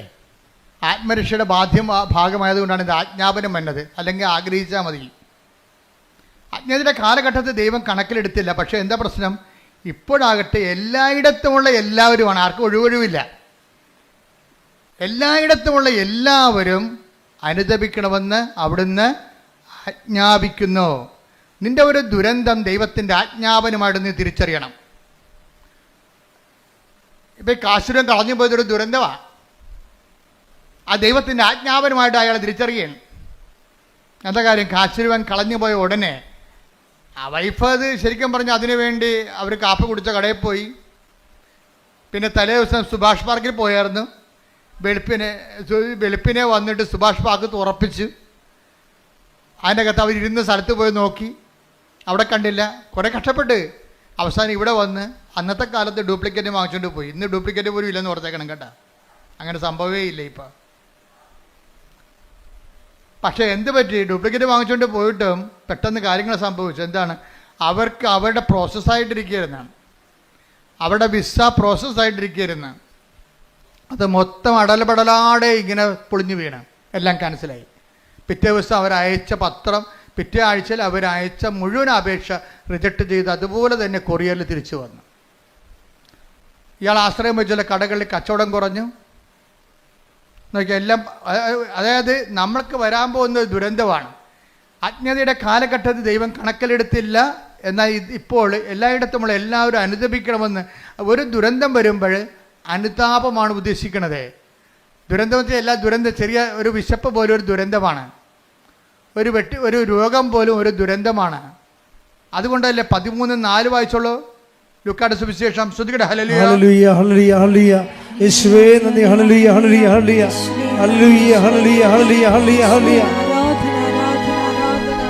ഹല്ലേലൂയ. സീലോഹായിലെ ഗോപുരം ഇടിഞ്ഞു വീണ്. ദുരന്തം പിന്നെ കണ്ട 13:4 എന്താ പറയണത്? ഏറ്റു പറഞ്ഞ സിലോഹായിലെ ഗോപുരം ഇടിഞ്ഞു വീണ് കൊല്ലപ്പെട്ട ആ 18 പേർ അന്ന് ജെറുസലേമിൽ വസിച്ചിരുന്ന എല്ലാവരെയും കുറ്റക്കാരായിരുന്നു എന്ന് നിങ്ങൾ വിചാരിക്കുന്നുണ്ടോ? അല്ല എന്ന് ഞാൻ പറയുന്നു. പശ്ചാത്തപിക്കുന്നില്ലെങ്കിൽ നിങ്ങൾ എല്ലാവരും അതുപോലെ നശിക്കും. ദുരന്തത്തിന്റെ ഉദ്ദേശം എന്താണ്? പശ്ചാത്താപമാണ്. സിമ്പിൾ അല്ലേ? ക്രിസ്തുവിന്റെ കാലത്ത് സംഭവിച്ച ഒരു വർത്തമാനകാല ന്യൂസാണത്, വർത്തമാനം. അന്ന് സിലോഹയിലെ ഗോപുരം വീണ് കുറച്ച് പേര് മരിച്ചു. ആ വാർത്ത കർത്താവിനോട് പറഞ്ഞപ്പോൾ കർത്താവ് എന്താ പറഞ്ഞത്? അവരെല്ലാവരെക്കാൾ പാപികളാണെന്ന് ഞാൻ കരുതണില്ല, പക്ഷെ പശ്ചാത്താപിച്ചില്ലെങ്കിൽ നിങ്ങളുടെ അവസ്ഥയും ഈ ദുരന്തം ക്ഷണിച്ചു വരുത്തിയിരിക്കും ചെയ്യണതെന്ന്. ആ സത്യമായ ദൈവത്തിൻ്റെ തിരുസന്നിധി വരുമ്പോൾ ദൈവം നമ്മളെ വഴി നടത്താൻ വേണ്ടി നമുക്കൊരു നമ്മുടെ ജീവിതത്തിൽ നമ്മളെ വിവേചിച്ച് എന്തെങ്കിലും ഇപ്പം നിങ്ങൾ എന്തെങ്കിലും ഒരു ദുരന്തം എന്ന് പറയുമ്പോൾ മുഴുവനും മരണമാണെന്ന് ചിന്തിക്കേണ്ട കാര്യമില്ല. നമ്മുടെ വിശ്വാസി റിജക്റ്റ് ചെയ്യണത് ഒരു ദുരന്തമാണ്. പരീക്ഷയ്ക്ക് ഒരു വിഷയം കാണാതിരിക്കണത് ഒരു മൊഡ്യൂൾ കിട്ടാതിരിക്കണത് ഒരു ദുരന്തമാണ്. കാര്യം വീണ്ടും നമ്മൾ റിപ്പീറ്റ് ചെയ്യണ്ടേ, വീണ്ടും കാശ് മുടക്കണ്ടേ. അപ്പോൾ എല്ലാ വിഷയങ്ങളെയും ബൈബിൾ കാണിക്കുന്ന ട്രാജഡീസിനെ എല്ലാത്തിനെയും, ഇതുപോലെയുള്ള പരാജയങ്ങളെല്ലാത്തിനെയും ഇതുപോലെ ദൈവം പശ്ചാത്താപത്തിലേക്കാണ് ക്ഷണിക്കണത്. ഇപ്പം എന്താ, ഇവിടെ കാശിനെ കളഞ്ഞുപോയി, അതൊരു ദുരന്തമാണ് ശരിക്കും പറഞ്ഞാൽ. കാശിനെ കളഞ്ഞുപോയി, അതോടുകൂടി ദുരന്തം പുറപ്പെടാൻ സംഭവിക്കും. വിസ പോയി, വിസ എല്ലാം തിരിച്ചു വന്നു. അതുപോലെ തന്നെ ഹോട്ടലിൻ്റെ അകത്ത് കച്ചവടം കുറഞ്ഞു. അപ്പം അതിന് ജെയ്സൺ പറയണത് എങ്ങനെയാ വെച്ച് കഴിഞ്ഞാൽ, ഭാര്യ ഉടമ്പടി ജീവിക്കുന്നുണ്ടെങ്കിലും ഞാൻ ആ വീട്ടിൽ താമസിക്കുന്നുണ്ടല്ലോ, എനിക്കാണെങ്കിൽ ഒരു കുഴപ്പമുണ്ട്, വാ പിടിച്ചാൽ ഞാൻ തെറി പറയുമെന്ന്. അധികം ഓർക്കൊന്നും, അതായത് ഭാര്യ ഉടമ്പടി എടുത്തിട്ടും ഭർത്താവ് തെറി പറയണത്, കാര്യം പുള്ളിക്കാരൻ ആൾക്കാരെ കൊണ്ട് അനുവദിപ്പിക്കണമെന്നുണ്ടെങ്കിലേ, ഇപ്പം ഈ നമ്മുടെ ഭായിമാരല്ലേ ഇപ്പം നമ്മുടെ ഹോട്ടലിലൊക്കെ ഉള്ളത്, അപ്പം നമുക്ക് ഹിന്ദി അറിയാൻ പറ്റില്ല, പിന്നെ തെറിയല്ലേ പറയാൻ പറ്റത്തുള്ളൂ. ഇതാണ് ഇവിടുത്തെ അവസ്ഥ. ഹിന്ദി അറിയാൻ പറ്റാത്ത കൊണ്ട് അവനെ പറഞ്ഞു താമസിക്കാൻ വേണ്ടി തെറി പറയും. അപ്പം ഇങ്ങനെയൊക്കെ ഇതൊന്നും സുവിശേഷമായിട്ട് ജീവിക്കാൻ പറ്റത്തില്ല. നിങ്ങൾ ദ്വയാർത്ഥ പ്രയോഗങ്ങൾ, പിന്നെ വെച്ചുള്ള സംസാരങ്ങൾ, അതുപോലെ തന്നെ എന്താണ് ദൈവത്തിന് നിരക്കാത്ത ഈ സംസാരത്തിനകത്ത് വരുന്ന പാകപ്പിഴകൾ, ഇതൊക്കെ നിങ്ങൾ ശ്രദ്ധിക്കണം വളരെയായിട്ട്. കാര്യം നിങ്ങൾ സുവിശേഷം വായിക്കുകയും സുവിശേഷം പറയുകയും ചെയ്യുന്ന നാവിനെ കൊണ്ടാണ് നിങ്ങൾ ഇതുപോലെയുള്ള. അതുകൊണ്ട് ഈ വിഷയത്തിലൊക്കെ എല്ലാം ദൈവം കുറച്ച് ശരിയാകും, കുറച്ച് ശരിയാകത്തില്ലെന്നല്ല. ദൈവത്തിൻ്റെ ഒരു പ്രശ്നം എല്ലാം ശരിയാകണമെന്ന് തന്നെയാണ്. അപ്പം അതുകൊണ്ട് പ്രാർത്ഥിക്കുക, കർത്താവായ ദൈവമേ, കർത്താവായ ദൈവമേ, ഉടമ്പടി ഉടമ്പടി ഒരു ജീവിതക്രമം എന്ന നിലയിലെ ഒരു ജീവിതക്രമം എന്ന നിലയിൽ വിശുദ്ധിയോടെ ജീവിക്കുവാൻ എന്റെ ജീവിതത്തിൽ വന്നു പോയിട്ടുള്ള അപരാധങ്ങൾക്ക് അനുതാപത്തോട് ജീവിക്കുവാൻ എനിക്ക് പശ്ചാത്താപത്തിന്റെ അഭിഷേകം നൽകണമേ. ശ്രദ്ധിക്കട്ടെ. പരിശുദ്ധാത്മാവിനെ സ്വീകരിക്കുവാൻ ഞങ്ങൾക്ക് ആഴമായ അനുതാപം നൽകണമേ. Hallelujah, hallelujah.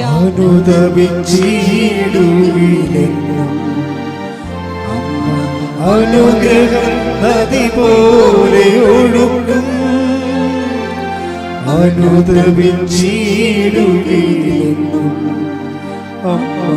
അനുഗ്രഹം നദി പോലെ ഒഴുകും. കൃപയുടെ വഴികളിൽ സഞ്ചരിച്ചിടാം, പ്രാർത്ഥനാവരമേകും സ്നേഹനാഥേ.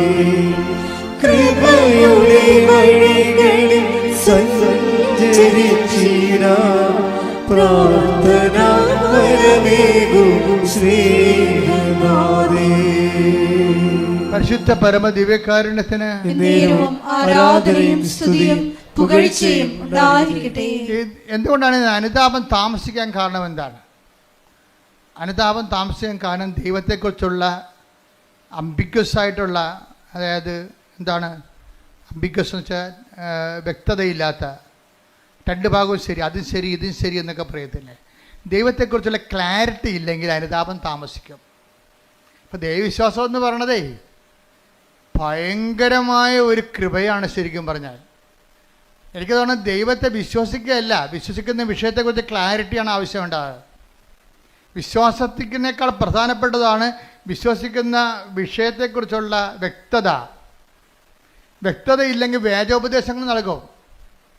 വിശ്വാസത്തെക്കുറിച്ചും ദൈവത്തെക്കുറിച്ചും ഇപ്പം ഞാൻ എന്തുകൊണ്ടാണ് നിങ്ങളോട് ഇത്രയും ക്ലിയർ കട്ടായിട്ട് പറയണത്? ഞാൻ അമ്മയെ നേരിട്ട് കണ്ടുകൊണ്ടാണ്. അമ്മയെ നേരിട്ട് കണ്ടിട്ടുള്ള എൻ്റെ ശേഷമുള്ള എൻ്റെ നിലപാടുകളും അമ്മയെ കാണുന്നുമുള്ള നിലപാടുകൾക്കും വ്യത്യാസമുണ്ട്. നേരത്തെ കാണുന്നതിന് മുമ്പ് ആൾക്കാരെ കോംപ്രമൈസ് ചെയ്താണ് ഞാൻ സംസാരിച്ചുകൊണ്ടിരുന്നത്. അതിനെക്കുറിച്ച് ഇരിക്കുന്ന പശ്ചാത്താപമുണ്ട്. അതായത് ദൈവത്തെക്കുറിച്ച് വ്യക്തതയില്ലെന്നുണ്ടെങ്കിൽ ആൾക്കാർ ഒത്തുതീർപ്പിന് വിധേയമാകും. അതും ശരി, ആ മതവും ശരി, ഈ മതവും ശരി, അവർ കാണിക്കണത് ശരി, ഇവർ കാണിക്കണത് ശരി. ആൾക്കാർക്ക് ദൈവത്തെക്കാൾ പ്രാധാന്യം കൊടുക്കും. മാധ്യമങ്ങളിലൂടെയൊക്കെ എന്തുമാത്രം പ്ലീസിങ് ആയിട്ടുള്ള കാര്യങ്ങളാണ് മാധ്യമം പ്രാധാന്യം കൊടുക്കുന്നത്. അതിനുവേണ്ടി ഞാൻ ദൈവത്തെ പോലും വിറ്റിട്ട് ജനങ്ങളുടെ കൂടെ കൂടും. ഇത് ദൈവത്തെക്കുറിച്ച് വ്യക്തതയില്ലാത്തതിൻ്റെ ലക്ഷണമാണിത്. അത് സഭയുടെ ഉന്നത ശ്രേണി ഇരിക്കുന്നവർക്ക് പോലും ഈ അസുഖം വരാൻ സാധ്യതയുണ്ട്. എന്താ കാര്യം? എപ്പോഴും മീഡിയാസിനെ ഇങ്ങനെ കണ്ടുകൊണ്ടിരിക്കുമ്പോൾ ആൾക്കാർക്ക് അപ്പീലിംഗ് ആയിട്ടുള്ള കാര്യങ്ങൾ പറയാൻ വേണ്ടി ബാധ്യസ്ഥമായി പെടുമ്പോൾ ദൈവത്തെ നമ്മൾ തള്ളി മാറ്റിയിട്ട് ജനങ്ങളുടെ കൂടെ കൂടും. ഇതെല്ലാം പറ്റും. വിശ്വാസത്തിൽ ഡൈലൂഷൻ ആകുകയും ചെയ്യും, വ്യക്തത കുറഞ്ഞു പോവുകയും ചെയ്യും, അനുതാപം താമസിക്കുകയും ചെയ്യും. പ്രാർത്ഥിക്കുക. കർത്താവായ ദൈവമേ, വിശ്വാസത്തിൽ വ്യക്തത വരികയും അനുതാപത്തിലെ കൃത്യത ഉണ്ടാകുവാൻ എന്നെ സഹായിക്കണമേ, എന്നെ അനുഗ്രഹിക്കണമേ. ശ്രദ്ധിക്കട്ടെ.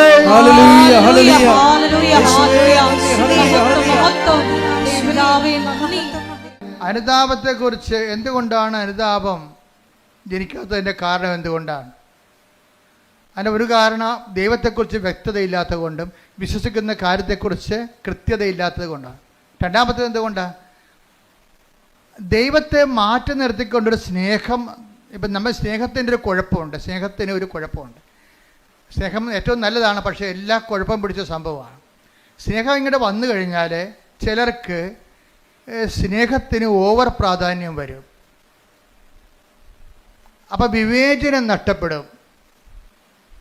പൗലോസ് അപ്പോസ്തലനെ പോലും വഴിതെറ്റിച്ചൊരു സംഭവമാണത്. തിമോത്തിയോട് പുള്ളിക്ക് ഭയങ്കര ഇഷ്ടമായിരുന്നു. തിമോത്തിക്ക് ഭയങ്കര വയറുവേദനയായിരുന്നു. അപ്പോൾ ഒരു പ്രാവശ്യം തിമോത്തിയോട് പറഞ്ഞേടാ, വയറുവേദന കൊണ്ട് സഹിക്കാൻ പറ്റണില്ല എന്നൊക്കെ പറഞ്ഞ് പുള്ളിക്കും വയറുവേദന ഉണ്ടായിരുന്ന ആളാണ് ഈ പൗലോസ് അപ്പോസ്തലന്. ആൾസറൊക്കെ ഉണ്ടായിരുന്ന ആളാണ്. അപ്പോൾ ഈ വേദന, തിമോത്തിയുടെ വേദന പുള്ളിക്ക് മനസ്സിലാകും. അപ്പം തിമോത്തിയോട് പറഞ്ഞ്, എടാ അത്ര വേദനയാണെങ്കിൽ ഇത്തിരി വീഞ്ഞു ഉപയോഗിക്കണേ, ഇവിടെ കുഴപ്പമില്ലെന്ന് പറഞ്ഞു. അതാണ് ഇപ്പോൾ വെള്ളം അടിക്കണവന്മാരെല്ലാം പറയണം. പൗലോസ് അപ്പോസ്തലൻ പറഞ്ഞിട്ടുണ്ട് വെള്ളം അടിക്കാമെന്ന്. അത് ഒരു ഇത്തിരി സ്നേഹം കൊണ്ട് ഒരു സാധനം പെശകി വീണത്, ഒരു കോംപ്രമൈസ്, ഒരു തീർപ്പ് കാണിച്ചതാണ്. എവിടെയെങ്കിലും ഒത്തുതീർപ്പ് വന്നു കഴിഞ്ഞാൽ പിശാച് അത് കൃത്യമായിട്ട് മുതലെടുക്കും. അതുകൊണ്ടാണ് മറ്റുള്ളവർക്ക് അംബികസ് ഉണ്ടാക്കരുതെന്ന് പറഞ്ഞതിൻ്റെ കാരണം. എവിടെയെങ്കിലും ഒത്തുതീർപ്പ് വന്നാൽ പിശാച് തന്ത്രപരമായിട്ട് നമ്മളത് ഉപയോഗിക്കുകയും ചെയ്യും, മുതലെടുക്കുകയും ചെയ്യും. അതുകൊണ്ട് തന്നെ ഈ വ്യക്തിതയിൽ നിങ്ങൾ സ്നേഹം കൂടുമ്പോൾ ആ സ്നേഹം കർത്താവ് പറയും എന്താണ്, എല്ലാത്തിലുപരിയായി ദൈവത്തെ അതാണ് വിഷയം പറയണത്. അതുകൊണ്ട് കൽപ്പന വെച്ച് സെസ് ചെയ്യണതിൻ്റെ കാരണം അതാണ്. എന്നെക്കാൾ ഉപരി സ്വന്തം ഭാര്യയെ സ്നേഹിക്കുന്നവൻ ഐ ഡോണ്ട് വാണ്ട്. എന്തുകൊണ്ട് ഈശോയ്ക്ക് ആ വിഷയത്തിൽ കൃത്യതയുണ്ട്. കർത്താവ് അങ്ങനെ പറയാമോ ഈശോയെ, നീ തന്നെയല്ലേ പറഞ്ഞത് ഒരു ശരീരമാണെന്ന് നീയല്ലേ തന്നെ പറഞ്ഞതേ. എന്നിട്ട് ഇപ്പം എന്താ പറയണത്, എന്നേക്കാൾ ഉപരി ഈ ഒരു ശരീരത്തിൻ്റെ പേരിൽ സ്നേഹിക്കാൻ പോയാൽ ദൈവത്തെ മാറ്റി നിർത്തിക്കൊണ്ട് വൈഫിനെയോ ഭർത്താവിനെ സ്നേഹിച്ചാൽ ഐ ഡോണ്ട് വാണ്ട് എന്ന് വെച്ച് കഴിഞ്ഞാൽ എന്താ കർത്താവ് ദൈവത്തിന് ഒന്നാം സ്ഥാനം കൊടുക്കുന്നില്ലെങ്കിൽ നിൻ്റെ സ്നേഹങ്ങളെല്ലാം ശരിക്കും ചോദ്യചിഹ്നമായിട്ട് മാറും. നിസ്സാര കാര്യമല്ല ഇത്. Take the word of God. ശ്രുതിക്കട്ടെ ഹല്ലേലൂയ ഹല്ലേലൂയ ഹല്ലേലൂയ ഹല്ലേലൂയ. യേശുവേ നന്ദി. ഹല്ലേലൂയ ഹല്ലേലൂയ. മത്തായി 10:37 എന്നേക്കാൾ അധികം പിതാവിനെയോ മാതാവിനെയോ സ്നേഹിക്കുന്നവൻ എനിക്ക് യോഗ്യനല്ല. എന്നേക്കാൾ അധികം പുത്രനെയോ പുത്രിയെയോ സ്നേഹിക്കുന്നവനും എനിക്ക് യോഗ്യനല്ല. അപ്പോൾ എന്താ പ്രശ്നം വെച്ച് കഴിഞ്ഞാൽ നമ്മളെ ചിലർ കുഞ്ഞുങ്ങളോട് സ്നേഹം കാരണം ഒന്നും മിണ്ടത്തില്ല. ചില കുഞ്ഞുങ്ങളോട് ചില അമിത 2 കുഞ്ഞുങ്ങളുള്ള കാരണം അമ്മമാർക്ക് ഭയങ്കര 2 കുഞ്ഞുങ്ങളായതാണ് ഏറ്റവും കൂടുതൽ കുഴപ്പമായിരിക്കണം. മുഴുവനും 2 കുഞ്ഞുങ്ങളായത് കാരണം കുഞ്ഞുങ്ങളെ വെറുപ്പിക്കാതിരിക്കണം. അവൻ പള്ളിയിൽ പോകണില്ല, ഞായറാഴ്ച കിടന്ന് ഉറക്കമാണെങ്കിലും കിടക്കട്ടെ, ഇന്നലെ കുറേ പഠിച്ച് കാണും, കൊണ്ടാ പോരെ. ഈ വിശ്വാസം നിലത്തിലടിക്കണം പിടിച്ച്.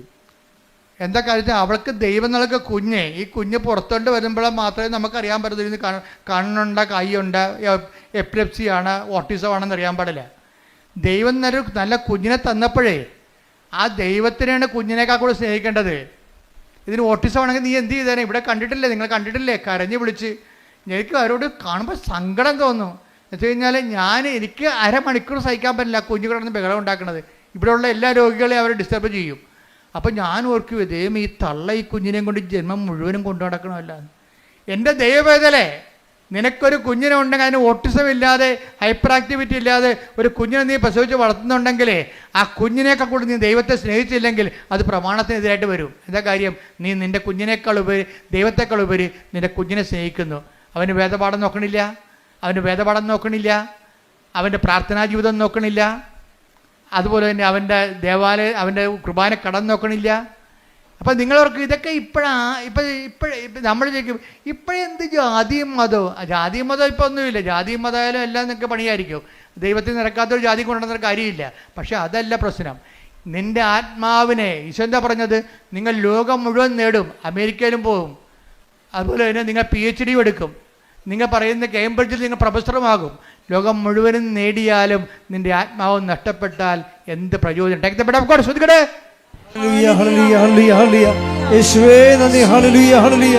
മത്തായി 16:26 ഒരുവൻ ലോകം മുഴുവൻ നേടിയാലും സ്വന്തം ആത്മാവിനെ നഷ്ടപ്പെടുത്തിയാൽ അവന് എന്ത് പ്രയോജനം? ഒരുവൻ സ്വന്തം ആത്മാവിന് പകരമായി എന്തു കൊടുക്കും? ഇപ്പം എന്താ പ്രശ്നം വെച്ച് കഴിഞ്ഞാൽ പിശാചിൻ്റെ ഒരു തന്ത്രം എന്ന് വെച്ച് കഴിഞ്ഞാൽ ആത്മാവ് ഇല്ലെന്ന് അങ്ങോട്ട് പറഞ്ഞേക്കും. പറഞ്ഞ് തീർന്നില്ല പരിപാടി. കർത്താവ് കടക്കൽ കൊണ്ട് കത്തി വെച്ചിരിക്കുകയാണ്. വൃക്ഷങ്ങളുടെ വേരിനെ കൊടാലേക്ക് പറഞ്ഞിരിക്കുന്നത് എന്താണ്, നിങ്ങൾ ലോകം മുഴുവൻ നേടിയാലും എല്ലാവരും മനുഷ്യൻ്റെ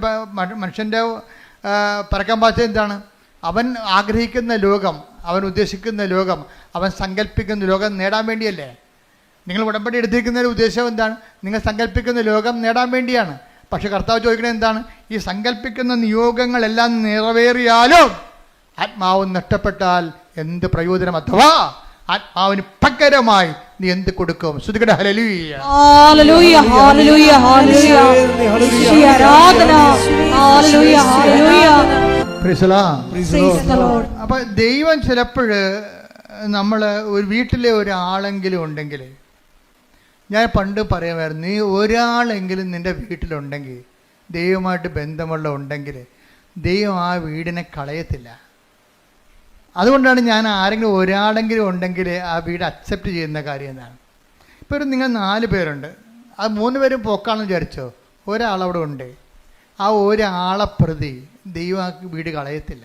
ഇപ്പം എൻ്റെ വൈഫിൻ്റെ കാശവും കളഞ്ഞ്, വൈഫിൻ്റെ ജോലിയും പോയി, അവിടെ വീടെല്ലാം കൂപ്പ് കുത്തുകയാണ് ഇപ്പോൾ ജെയ്സൻ്റെ. അപ്പോൾ ജെയ്സൻ്റെ വീട് കൂപ്പ് കുത്തിയപ്പോൾ ജെയ്സൻ്റെ ശ്രദ്ധയിൽപ്പെട്ട് ഈ സംഭവം എല്ലാം കൈവിട്ട് പോകണമല്ല എന്ന് വിചാരിച്ച്. അപ്പോഴും ഒരാൾ കറങ്ങിത്തിരിഞ്ഞ് ഇയാളെ വീട്ടിൽ വരും. അമ്മ അങ്ങനെ ആളെ സെൻഡ് ചെയ്യും, ഒരാളെ സെൻഡ് ചെയ്യും. അപ്പോൾ ജെയ്സൻ്റെ വീട്ടിൽ വന്നപ്പോൾ ജെയ്സൺ പറഞ്ഞു, ഇപ്പോൾ ഭയങ്കര വലിച്ചിലാ, എൻ്റെ വൈഫിൻ്റെ ജോലിയെല്ലാം റിജക്റ്റായി, പിന്നെ എൻ്റെ ജോലിയും ശരിയാകണില്ല, ഞാൻ ട്രൈ ചെയ്തിട്ടും കിട്ടണില്ല, കടയൊക്കെ വിൽക്കാൻ പോവുകയാണ് എന്ന് പറഞ്ഞു. അപ്പോൾ ഉടനെ അയാൾ പറഞ്ഞേ, കൃപാസനത്തിൽ പോയായിരുന്നു, ഉടമ്പടി എടുത്തായിരുന്നു. ആരെടുത്ത്? വൈഫാണ് എടുത്തിരിക്കണത്. അപ്പോൾ ഉടനെ ഈ ആ കൂട്ടുകാരൻ പറയവേ, ഏയ് നീയല്ലേ എടുക്കേണ്ടതല്ലേ, വൈഫല്ലല്ല എടുക്കേണ്ടത്. തെറ്റിപ്പോയി, എടുത്തപ്പോൾ തെറ്റിപ്പോയി. ജെയ്സൺ ഈ സമയത്ത് സ്കൂട്ടായതാണ്. വൈഫിൻ്റെ പെടലേക്ക് വെച്ചിട്ട് അവളെ ഉപവസിക്കണ്ട, ഞാനിങ്ങനെ തോന്നിയ ദിവസം തെറിയും പറഞ്ഞ് നടക്കുന്ന ആളല്ലേ. അതുകൊണ്ട് വൈഫിനെ കൊണ്ട് എടുപ്പിച്ച്, പക്ഷേ ഉടമ്പടി ഇവിടെ അക്സെപ്റ്റ് ആയിട്ടില്ല. കാശുരൂപം കാണാതെ പോയി. കാര്യം എന്താ? ഈ ഉടായ്പ് ജെയ്സൻ്റെ കയ്യിൽ ഈ ഉടായ്പിരിപ്പുണ്ട്. എന്താ കാര്യം? വൈഫിനെ കൊണ്ട് ഉടമ്പടി എടുപ്പിച്ചിട്ട് പുള്ളിക്ക് കൈ നനയാതെ മീൻ പിടിക്കണം. ഇത് നടക്കത്തില്ല, ഈ സംഭവം നടക്കത്തില്ല. ഇത് എപ്പോഴും നമ്മൾ ശ്രദ്ധിക്കണം കേട്ടോ. നിങ്ങൾ അപ്പനെയും അമ്മനെയും കൊണ്ട് നിങ്ങളുടെ കാര്യത്തിന് അപ്പനെയും അമ്മനെയും കൊണ്ട് ഉടമ്പടി എടുപ്പിക്കുന്നതിനേക്കാൾ നല്ലത് നിങ്ങൾ തന്നെ എടുക്കുന്നതാണ് നല്ലത്. കാര്യം ദൈവം സത്യസന്ധമായിട്ട് നിൽക്കുന്ന കാരണം നിങ്ങളുടെ കള്ളക്കളികളെല്ലാം ദൈവത്തിന് അറിയാൻ പറ്റും. അതുകൊണ്ട് അത് ഇപ്പം നിങ്ങളുടെ വീട്ടിൽ കാശുരൂപൊക്കെ ഇരിപ്പുണ്ടാവും, പക്ഷെ ഉടമ്പടി കളഞ്ഞു പോയി കാണും. എന്താ കാര്യം? ദൈവത്തിനറിയാം ഇത് നിങ്ങളുടെ വിഷയമല്ല, യഥാർത്ഥ പ്രതി വേറെയാണ്. ഇപ്പം പോലീസുകാർ കൊലപാതകമൊക്കെ നടന്നു കഴിയുമ്പോൾ പാർട്ടിക്കാരൊക്കെ വേറെ പ്രതികളെ കൊടുക്കുമല്ല. ഇപ്പോൾ ഉണ്ടാകുന്നറിയത്തില്ല, പണ്ടൊക്കെ ഉണ്ടായിരുന്നു, സത്യമായിട്ട് ഉണ്ടായിരുന്നു. അപ്പം പെട്ടെന്ന് ആൾക്കാർ തണുത്ത് കുത്തിക്കൊന്നവനെ പിടിച്ചതെന്ന് പറഞ്ഞപ്പോൾ തന്നെ തണുത്ത്. ആ പിടിച്ചവനാരാണ്? അവനിതോട്ടൊരു ബന്ധമില്ല, അവൻ സ്ഥിരമായിട്ട് പിടികൊടുക്കുന്ന ആളാണ്. പക്ഷെ പത്രത്തെ പേര് വരും, അത് വരുമ്പോൾ പ്രതിയെ പിടിച്ചു. പക്ഷേ ഇത് പോലീസിലും നാട്ടിലൊക്കെ നടക്കും, പക്ഷെ ദൈവത്തിനും നടക്കത്തില്ല. പ്രതി ആരാണ്? ജെയ്സനാണ്. പിടിച്ചിരിക്കണ ആരാണ്? ഭാര്യയാണ് പിടിച്ചിരിക്കണത്. അത് ഏക്കത്തില്ല, സംഭവം ചെയ്തില്ല, അത് റിജക്റ്റായി. കാശുരൂപം പോയി, മൊത്തം സാധനം ഉടമ്പടി വെച്ച സാധനം മൊത്തം തിരിച്ചു വരാൻ തുടങ്ങി. അപ്പോഴീ കൂട്ടുകാരൻ പക്ഷെ പറഞ്ഞപ്പോൾ ദൈവം ഇവരെ കൈവിടാഞ്ഞത് കൊണ്ട്, ദൈവം ഇതിൻ്റെ പിന്നിലുള്ളത് കൊണ്ട്, കൂട്ടുകാരൻ പറഞ്ഞപ്പോൾ തന്നെ ജെയ്സന് പെട്ടെന്ന് കത്തി. ശരിയാണല്ല, നിൻ്റെ കയ്യിലല്ലേ ഉടായിപ്പിരിക്കണത്. പക്ഷേ അയാളെ ബേസിക്കായിട്ട് നല്ല മനുഷ്യനാണ്, അതുകൊണ്ടല്ല അയാൾ പിന്നീട് ഉടമ്പടി വിജയിക്കണത്. അയാൾ മോശംകാരനല്ല. ഈ ഉടമ്പടി എടുത്തിട്ട് അതിൻ്റെ ചമ്മലിൽ ചെന്ന് ചാരണ്ട എന്ന് വിചാരിച്ചുകൊണ്ട് പുള്ളിക്ക് ഫ്രീ ആയിട്ട് പോകാൻ വേണ്ടി ഒരു ഫ്രീ മൂവിങ്ങിന് വേണ്ടി ചെയ്തതാണ്. ഫ്രീ മൂവിങ്ങിന് വേണ്ടി എന്ത് ചെയ്ത്? ദൈവത്തെ ഒഴിവാക്കി. അതും ദൈവത്തെ അംഗീകരിക്കണത് പോരായ്മയായിട്ട് കരുതിയതാണ്. ജീസൻ പറയുന്നുണ്ട്, എൻ്റെ വളർച്ച എൻ്റെ കഴിവ് കൊണ്ടാണെന്ന് ഞാൻ ധരിച്ചത് കൊണ്ടാണെന്ന്. നല്ല ഷെഫല്ലേ പുള്ളി. അപ്പം നിങ്ങൾക്ക് എക്സ്പീരിയൻസ് ആകാം, നിങ്ങൾ ചിലപ്പോൾ നിങ്ങൾക്ക് നല്ല എക്സ്പീരിയൻസ് ഉണ്ടാകാം, നല്ല ബുദ്ധി ഉണ്ടാകാം. നിങ്ങളുടെ മാർക്ക് വർഷം നിങ്ങളുടെ ഇത്രയും നല്ല നിങ്ങളുടെ മാർക്കെല്ലാം പരിശോധിക്കുമ്പോൾ നിങ്ങളുടെ ബുദ്ധിയുടെ ഒരു വലിയ കോൺഫിഡൻസ് ഉണ്ടാകാം.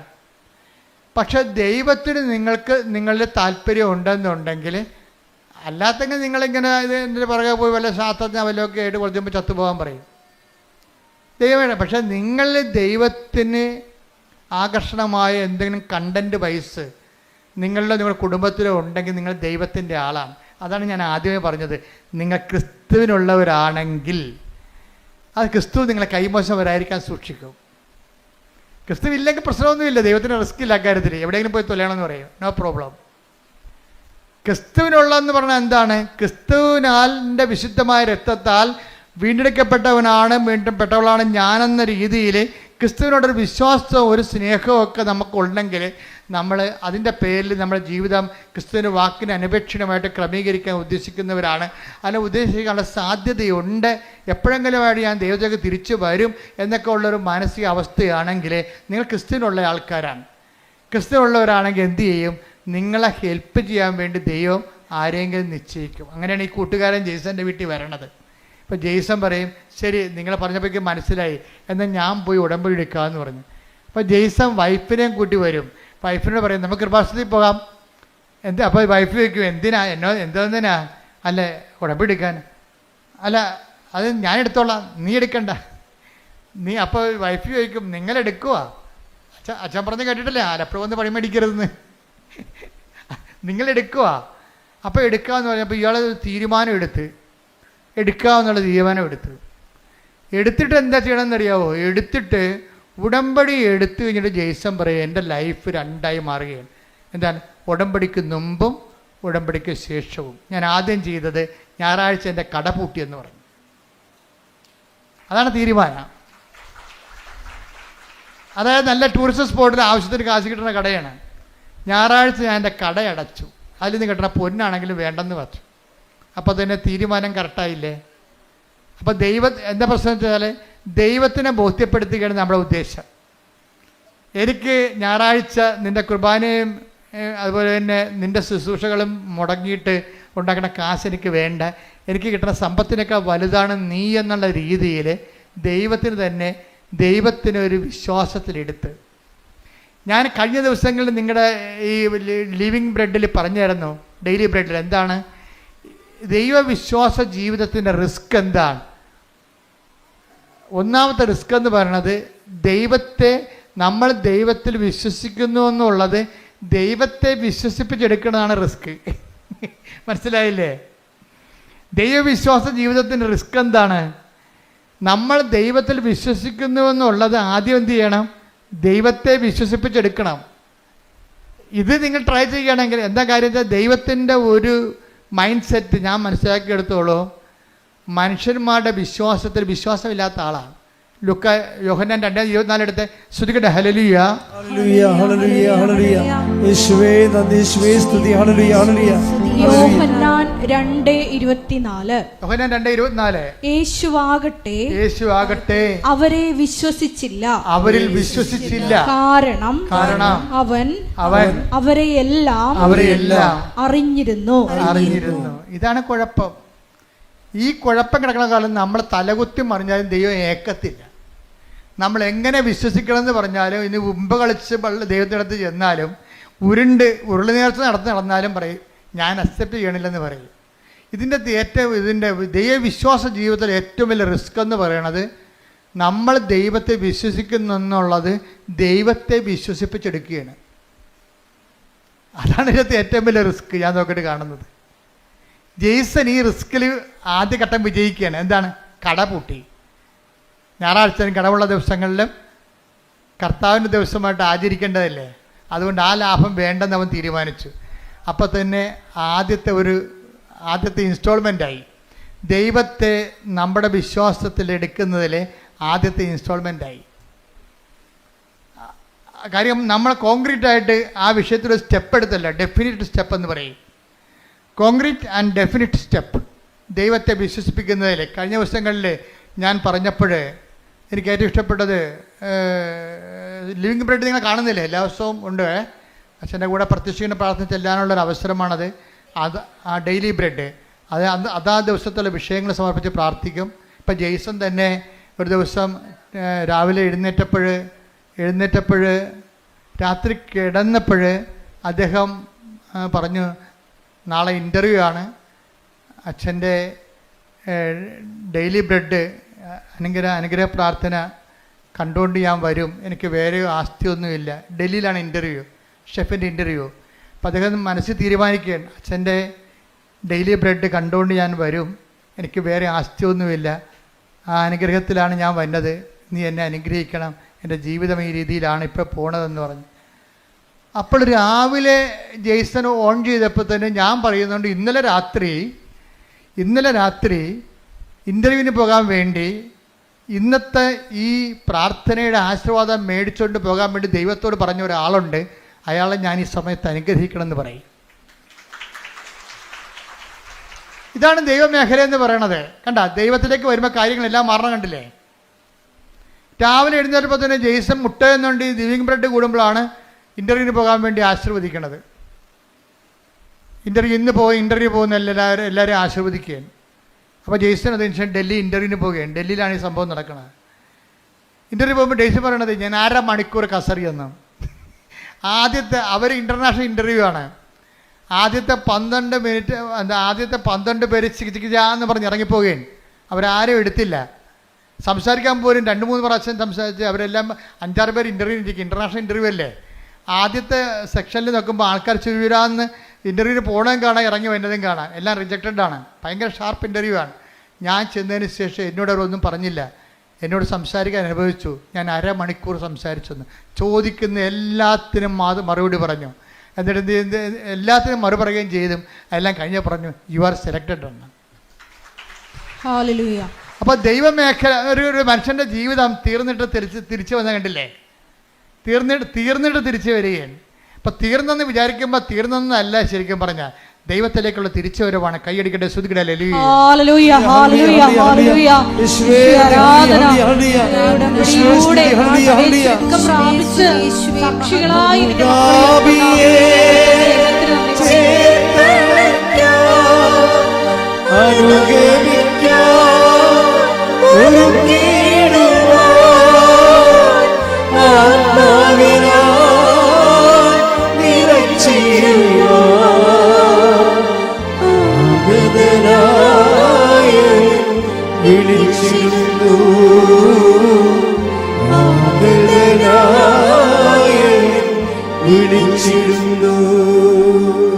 അവസാനം എന്താ ഈശോ പറഞ്ഞത്?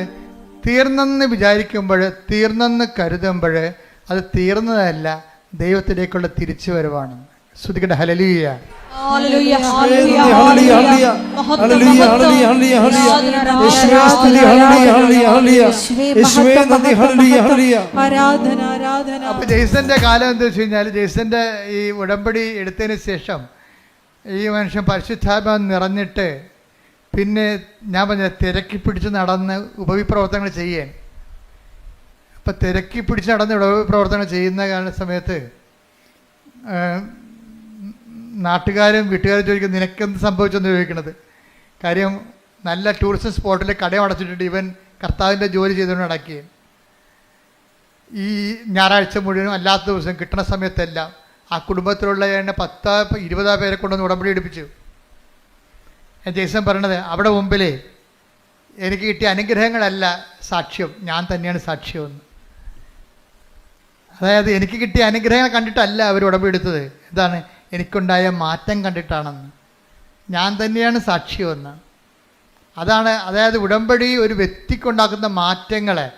അവനിപ്പോൾ അശുദ്ധ സംഭാഷണങ്ങളില്ല, എല്ലാവരോടും സ്നേഹമായി പെരുമാറും, സഹായിക്കേണ്ടവരെ തിരക്കി പിടിച്ച് നടന്ന് സഹായിക്കും, സുവിശേഷ വേല ചെയ്യുന്നതിന് കൊതിയോടും ആർത്തിയോടും കൂടി നടന്ന് സുവിശേഷ വേല ചെയ്യാൻ. അപ്പോൾ പെട്ടെന്ന് ജെയ്സൻ്റെ മനസ്സിൽ മാതാവ് ഒരു കാര്യം കാണിച്ചു. കാര്യം പരിചയമുള്ള 2 ഒരു ഭാര്യയും ഭർത്താവും പിരിഞ്ഞ് താമസിക്കുകയാണ്. കാര്യം അവർ പ്രണയിച്ച് കല്യാണം കഴിച്ചവരാണ്. പക്ഷേ ഇപ്പം കണ്ട തമ്മിൽ കുത്തിക്കൊല്ലും. ഭർത്താവ് ഭാര്യയെ കൊല്ലാൻ നടക്കുകയാണ്. അപ്പോൾ നിങ്ങൾക്ക് എപ്പോഴും ഓർത്ത് പ്രണയമൊക്കെ പറഞ്ഞ് ഭ്രാന്തി പിടിച്ച് നടക്കുന്ന ആൾക്കാർ ഓർക്കുക, അത് ഇപ്പോഴത്തെ ഒരു ആവേശമാണ്. ആവേശം കെട്ടടങ്ങി കഴിയുമ്പോൾ നിങ്ങൾ ആരാണെന്നൊക്കെ മനസ്സിലായി, അവരാരാണെന്ന് മനസ്സിലാക്കി കഴിഞ്ഞാൽ ഇതിൻ്റെ അത്ര കുന്തോ ഇല്ല. ശരിക്കും പറഞ്ഞാൽ ഇപ്പം കൊല്ലാൻ നടക്കുകയാണ്.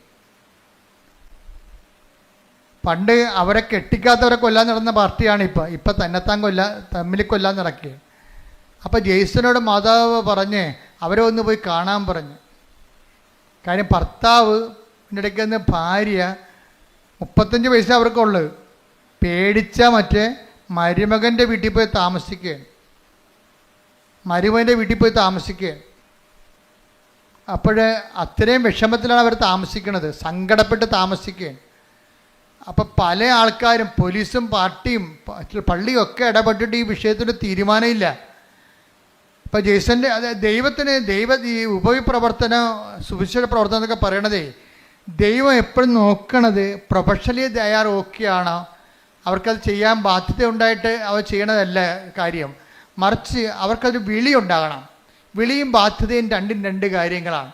ഇപ്പം ഞാൻ കടലോരത്തൊരു അനക്കം ഉണ്ടായി ഓടിച്ചെല്ലും. എന്താ കാര്യം? അതിൻ്റെ വിളിയാണ്. ഞാൻ തുടങ്ങിയത് അവിടുന്നാണ്. ഞാൻ അവിടെ നിന്നാണ് കടലിൽ നിന്നാണ് തുടങ്ങിയത്. അതിൻ്റെ വിളിയാണ്. ആര് കടലും തിരക്കില്ല, ഞാൻ പോയി തിരക്കും. കാര്യം ഞാനൊരു ഓഫീസിൽ ഇരിക്കുന്നത് കൊണ്ടല്ല ഞാൻ തിരക്കണത്. ചിലർക്ക് ഓഫീസ് കൊടുത്താൽ മാത്രമേ അവരതിൻ്റെ അകത്ത് വരും. ഇപ്പോൾ വില്ലേജ് ഓഫീസർ വരും, തഹസിൽദാർ വരും, ബിക്കോസ് അവർക്ക് അതിൻ്റെ ഓഫീസുണ്ട്, അതുകൊണ്ട് വരുന്നതാണ്. ആ ഓരോ ഓഫീസില്ലെങ്കിൽ ഞാൻ പോകും. എന്താ കാര്യം? അത് വിളി വേറെ, ബാധ്യത വേറെ. ബാധ്യത എന്ന് പറഞ്ഞാൽ നമുക്കൊരു തന്നെ ഒരു ഒഫീഷ്യാലിറ്റി ഉള്ളതുകൊണ്ട് നമുക്കൊരു ബാധ്യതയുണ്ടാകും. വിളി വേറെയാണ്. ഉപവി എന്നൊക്കെ പറയുന്നത് ഒരു വിളിയാണ്. ഇപ്പോൾ ജെയ്സനെ സംബന്ധിച്ചിടത്തോളം വിളിയാണിത്. കാര്യം ഒരു വ്യക്തി, ക്രിസ്തു വിവാഹിയായ വ്യക്തി പ്രത്യേകിച്ച്, അവർ പിരിഞ്ഞ് താമസിക്കുക പാപത്തിൻ്റെ മേഖലയിലാണ് അവർ താമസിക്കുന്നത്. അപ്പോൾ തമ്മിൽ കണ്ടാൽ കൊല്ലാൻ നടക്കുന്ന ആൾക്കാരെ എങ്ങനെ യോജിപ്പിക്കാൻ? എല്ലാവരും പരാജയപ്പെടുകയാണ്. കാരണം ആ മിഷണറി അവിടെ വർക്ക് ചെയ്യുന്നില്ല. അപ്പോൾ ജെയ്സ് എന്താ ചെയ്യുകയെന്ന് വെച്ച് കഴിഞ്ഞാൽ, ഇവിടുന്ന് കിട്ടിയ ധ്യാനത്തിൻ്റെ പശ്ചാത്തലത്തിൽ പുള്ളിക്കാരൻ വചനം തുറന്നിട്ട്, മാതാവേ ഞാനിതിന് പോകണോ വേണ്ടയോ എന്ന് ചോദിക്കും. എന്നിട്ട് കണ്ണടച്ചിട്ട് ബൈബിൾ കുത്തിവെക്കും. കുത്തി നോക്കുമ്പോൾ മറിയം എലിസബത്തിൻ്റെ വീട്ടിൽ പോണത് കാണും. അപ്പം നമ്മൾ ദൈവത്തെ അന്വേഷിച്ചാൽ എന്താണ്? ദൈവം സമീപസ്ഥനാണ്. ദൈവത്തെ അന്വേഷിക്കുന്നവർക്ക് അവിടെ നിന്ന് take the word of God സ്തുതിക്കട്ടെ. ഹല്ലേലൂയ ഹല്ലേലൂയ ഹല്ലേലൂയ ഹല്ലേലൂയ. സങ്കീർത്തനം 145:18 തന്നെ വിളിച്ചപേക്ഷിക്കുന്നവർക്ക് ഏത് പറഞ്ഞേ? തന്നെ വിളിച്ചപേക്ഷിക്കുന്നവർക്ക് ഹൃദയ പരമാർത്ഥതയോടെ വിളിച്ചപേക്ഷിക്കുന്നവർക്ക് കർത്താവ് സമീപസ്ഥനാണ്. വാക്ക് കണ്ട സെസ് ചെയ്തിരിക്കുകയാണ്. തന്നെ വിളിച്ചപേക്ഷിക്കുന്നവർക്കല്ല, പിന്നെ ആർക്കാണ്? ഹൃദയ പരമാർത്ഥതയോടെ. അല്ലെങ്കിൽ ഇപ്പം നിങ്ങൾ ഉടനെ പോയിട്ട് അപ്പം തന്നെ എന്നാൽ അച്ഛൻ പറഞ്ഞല്ലേ എന്നാൽ കുത്തിയേക്കാന്ന് വിചാരിച്ചിട്ട് കണ്ണ് ബാബാ അടിച്ചിട്ട് കുത്തും, ബൈബിളും കീറിപ്പോവും. അതെന്താ കാര്യം? ഹൃദയ പരമാർത്ഥതയുള്ള ടെസ്റ്റ് ചെയ്യാൻ വേണ്ടിയാ, ഒക്കുവോ നോക്കാൻ വേണ്ടി. അതല്ല ഹൃദയ പരമാർത്ഥത. ഇത് പരമാർത്ഥതയുണ്ട് ഇതിൻ്റെ അകത്ത്.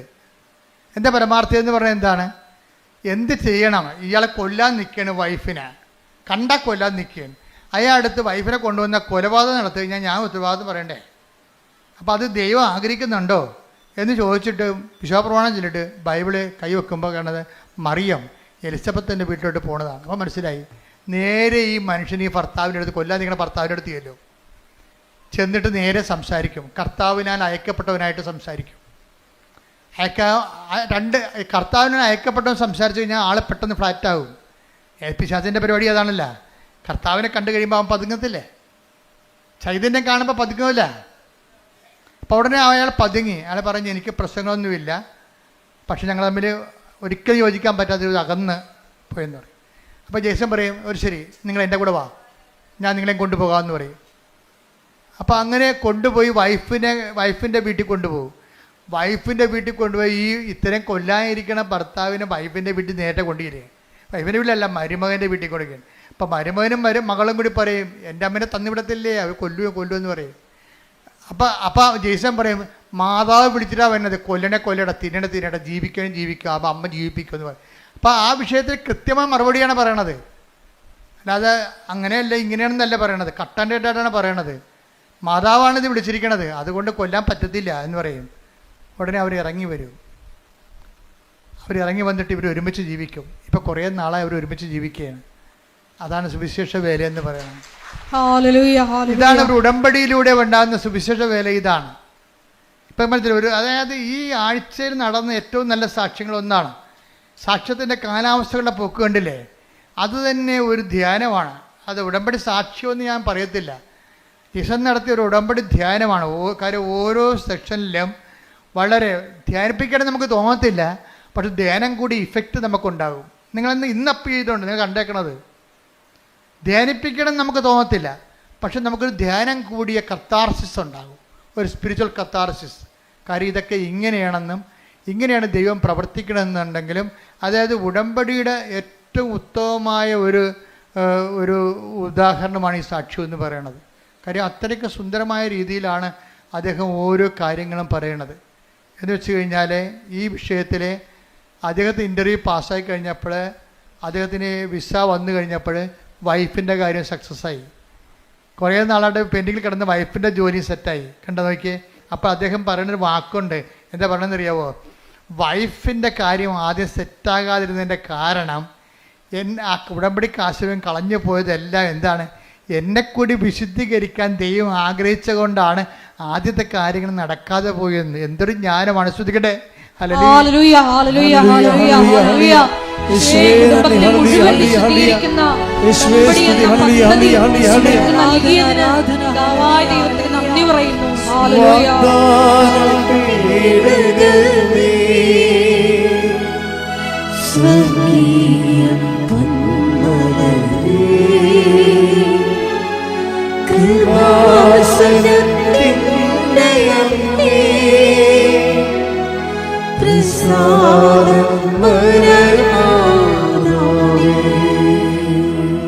പരിശുദ്ധ പരമ ദിവ്യകാരുണ്യത്തിന് ആരാധനയും സ്തുതിയും പുകഴ്ചയും ഉണ്ടായിരിക്കട്ടെ. ഇതാണ് അച്ഛൻ ആദ്യം പറഞ്ഞതിന്റെ കാരണം. ഉടമ്പടിയിൽ എപ്പോഴും നമ്മുടെ റിസ്ക് എന്ന് പറയണത് നമ്മളെ വിശ്വസിക്കുന്നു എന്നുള്ള കാര്യം ദൈവത്തെ വിശ്വസിപ്പിച്ചെടുക്കണം. അതിനാണ് ഞാൻ നിങ്ങളോട് പറയുന്നത്, നിങ്ങൾ വെയിലത്തോ മഴയത്തോ എപ്പോഴാണ് ഈ പത്രമൊക്കെ കൊണ്ട് കൊടുക്കണം. പേരപ്പിക്കാൻ വേണ്ടി കൊടുക്കുകയെ ചില ആൾക്കാർ. അവിടെയും കൊടുത്ത് അവിടെയും കൊടുത്ത് ഇവിടെയും കൊടുത്ത് എത്ര പെട്ടെന്ന് ആ 18 നമ്മുടെ ഉത്തരവാദിത്തം തീർന്നു. സൈക്കിൾ വന്ന് ബെല്ലടിച്ചു, ഞാൻ പറഞ്ഞു മാറി നിൽക്കുക, എൻ്റെ പേര് കുറ്റമില്ല 1 2 3. അങ്ങനെ പത്രം കൊടുക്കണവരുണ്ട്. അങ്ങനെ പത്രം കൊടുക്കുക, എൻ്റെ പേര് കുറ്റമില്ല, ഞാൻ 18 പേർക്ക് കൊടുത്ത്. ഇത് അങ്ങനെയല്ല. ചില ആൾക്കാർ നിന്ന് അവരുടെ അനുഭവങ്ങൾ പറയും. ഇതിനകത്ത് ഏറ്റവും വലിയ സംഭവം എന്താണ്? പത്രം കൊടുപ്പ് തന്നെയാണ് ഉടമ്പടിയിൽ. എന്താ കാര്യം? മറ്റുള്ളവരെ വിശ്വാസത്തിലേക്ക് കൊണ്ടുവരിക. അതാണ് ഇതിൻ്റെ വലിയ സംഭവം. നിങ്ങളുടെ പ്രത്യക്ഷ പ്രാർത്ഥനയ്ക്ക് 3 മാർക്കാണ്, സുവിശേഷ വേലയ്ക്ക് 20 മാർക്കാണ് ഉള്ളത്. അതാണ് വ്യത്യാസം വന്നിരിക്കുന്നത്. ഇവിടെ ഞാൻ പത്രം കൊടുക്കണ കാര്യം പറഞ്ഞപ്പോൾ എനിക്ക് ആദ്യമേ അമ്മ എന്നോട് പറഞ്ഞ് പത്ര പ്രേക്ഷിതത്വം തുടങ്ങണം. എന്ത് 2013 പറഞ്ഞാണ്. ഞാൻ വേളാങ്കണ്ണി നിൽക്കുമ്പോൾ വിജയകുമാറിനോട് ഞാൻ പറഞ്ഞു, അമ്മ പത്രപ്രേക്ഷിതത്തെക്കുറിച്ച് ഹോസ്പിറ്റൽ മിഷനെക്കുറിച്ച് പറയുന്നു എന്ന് പറഞ്ഞു. അപ്പം തഞ്ചാവൂരിൽ നിന്ന് ഞങ്ങൾ കോയമ്പത്തൂരിലേക്ക് കയറി പോകുമ്പോൾ തിരിച്ച് കോയമ്പത്തൂരിലേക്ക് വരുമ്പോൾ വിജയകുമാർ ചോദിച്ചു, നമ്മൾ ഹോസ്പിറ്റൽ മിഷൻ നടത്തുമെന്ന് പറയുമ്പോൾ നമ്മളൊരു മിഷൻ ഹോസ്പിറ്റൽ സ്ഥാപിക്കുമല്ലേ ചെയ്യാന്ന് പറഞ്ഞു. അപ്പോൾ ഞാൻ പറഞ്ഞു, മിഷൻ ഹോസ്പിറ്റലൊന്നും നമ്മുടെ പരിപാടിയല്ല. ഹോസ്പിറ്റലിൽ കൊണ്ടുപോയി നമ്മൾ സുവിശേഷ വേല ചെയ്യും. അതിന് താല്പര്യമുള്ള ആൾക്കാർക്ക് പത്രം കൊടുത്തു വിടും ഫ്രീ ആയിട്ട്. അപ്പോൾ ഉടനെ വിജയകുമാർ സാറ് 10,000 രൂപയുടെ 10,000 പത്രം അടിക്കാനുള്ള പൈസ തന്നു. ഞങ്ങൾ രണ്ടും കൂടി ഇവിടെ വന്ന് തങ്കച്ചേനൊക്കെ വിളിച്ചു കൂട്ടി, സണ്ണി എല്ലാവരും വിളിച്ചു കൂട്ടിയിട്ട് ജോമളെല്ലാം കൂടി ഇട്ട് തുടങ്ങി പരിപാടി. പത്രം കൊടുക്കാനുള്ളവർ, പ്രാർത്ഥിച്ചു കൊടുക്കാനുള്ളവർ വരാൻ പറഞ്ഞു. വരാൻ വന്നത് പകുതി മാത്രമേ കത്തോലിക്സ് വരുന്നുള്ളൂ. ബാക്കി എല്ലാവരും പകുതിയോളം വന്നവരെല്ലാം നോൺ ക്രിസ്ത്യൻസ് ആയിരുന്നു. അവർ എല്ലാ സ്ഥലങ്ങളിലും പോയി കണ്ണ് കാണാൻ മേലാത്ത അപ്പാപ്പന്മാരുടെ മുമ്പിൽ ഇരുന്നുകൊണ്ട് പത്രം വായിച്ചു കൊടുത്തവർ. കാര്യം എന്താണ്? വിശേഷ വിദ്യയായി നിങ്ങൾ എന്താണ് ചെയ്യണത്? എപ്പോഴും നമ്മൾ ശ്രദ്ധിക്കണം. കർത്താവിൻ്റെ മനസ്സറിഞ്ഞ് വേണം നമ്മൾ ഈ സംഭവം ചെയ്യാൻ. കർത്താവ് ചോദിക്കണത് എന്താണ്? നിങ്ങളെ ചോദിക്കുന്നിടത്തോളം തന്നെ കൊടുത്തിടത്തോളം തന്നെ തിരിച്ചു കിട്ടുമെങ്കിൽ പാപികൾക്ക് കടം കൊടുക്കത്തില്ലേ? നിങ്ങൾ വിശേഷ വിദ്യ എന്താണ് ചെയ്യണം? എല്ലാ കാര്യങ്ങൾക്കും എക്സ്ട്രാ എന്താണ് ചെയ്യണമെന്ന് ചോദിക്കും. അതുപോലെ തന്നെ ഉടമ്പടിയിലുമുള്ള ദൈവത്തിൻ്റെ മനസ്സറിഞ്ഞ് വേണം ഉടമ്പടി ചെയ്യാൻ.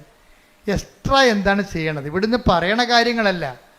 നിങ്ങൾ ദൈവത്തെ കണ്ടെത്തി കഴിയുമ്പോൾ, ദൈവത്തിൻ്റെ കൃപയിൽ അഭിഷേകം കിട്ടിക്കഴിയുമ്പോൾ നിങ്ങൾ ദൈവത്തിന് വേണ്ടി ചെയ്യുന്ന തനത് പ്രേക്ഷിത പ്രവർത്തനങ്ങളുണ്ട്. അതാണ് നിങ്ങൾ രക്ഷപ്പെടുത്തത്തുള്ളത്. എന്ന് വെച്ച് കഴിഞ്ഞാൽ പെട്ടെന്ന് സ്പീഡാപ്പാണ് തനത് പ്രേക്ഷിത പ്രവർത്തനങ്ങൾ. പ്രാർത്ഥിക്കുക, കർത്താവായ ദൈവമേ, ഇവിടുന്ന് പറഞ്ഞത് കൂടാതെ എന്റേതായിട്ടുള്ള സ്വന്തമായി ദൈവം എന്നിൽ നിന്ന് ആഗ്രഹിക്കുന്നത് കണ്ട് മനസ്സിലാക്കി നടപ്പിൽ വരുത്തുവാൻ എനിക്ക് പ്രത്യേക അഭിഷേകം നൽകണമേ. ശ്രുതികടേ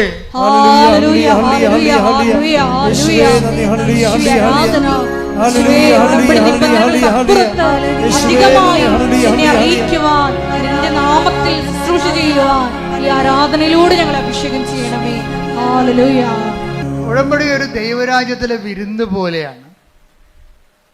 എന്താ കാര്യം? കർത്താവിൻ്റെ കഥ നിങ്ങൾ വഴിക്കവലകളിലും നാൽക്കവലകളിലും ചെന്നിട്ട്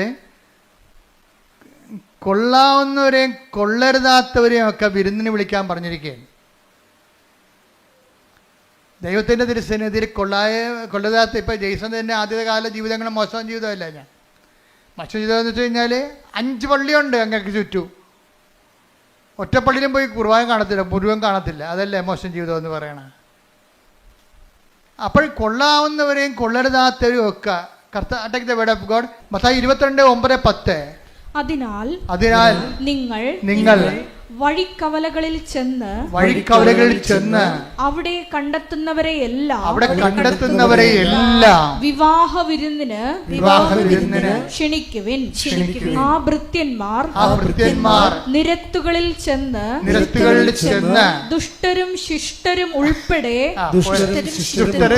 ഉൾപ്പെടെ കണ്ടെത്തിയവരെ എല്ലാം വിളിച്ചുകൂട്ടി. അങ്ങനെ വിരുന്നുശാല അതിഥികളെ കൊണ്ട് നിറഞ്ഞു. വിരുന്നുശാല നിറഞ്ഞിരിക്കണം, കണ്ടില്ലേ? അതിഥികളെ കൊണ്ട് കൊള്ളരുതാത്തവരും എല്ലാം ഉണ്ട് വിരുന്നുശാല. പക്ഷെ ഒരു പ്രശ്നമുണ്ട്. ഇനി യജമാനെ വിളിച്ചു ചേർത്ത് യജമാനം വരും, അപ്പോഴാണ് പ്രോബ്ലം. വായിച്ച്. അതിഥികളെ കാണാൻ രാജാവ് എഴുന്നള്ളിയപ്പോൾ വിവാഹ വസ്ത്രം ധരിക്കാത്ത കിടക്കുന്ന ചട്ടിങ്കലോ എന്താ കാര്യം? വിവാഹ വസ്ത്രം ധരിക്കാത്ത ഒരാളെ അവിടെ കണ്ടു. രാജാവ് അവനോട് ചോദിച്ചു, സ്നേഹിത, പല്ല് തേക്കാത്തവനെ, വിവാഹ വസ്ത്രം ധരിക്കാതെ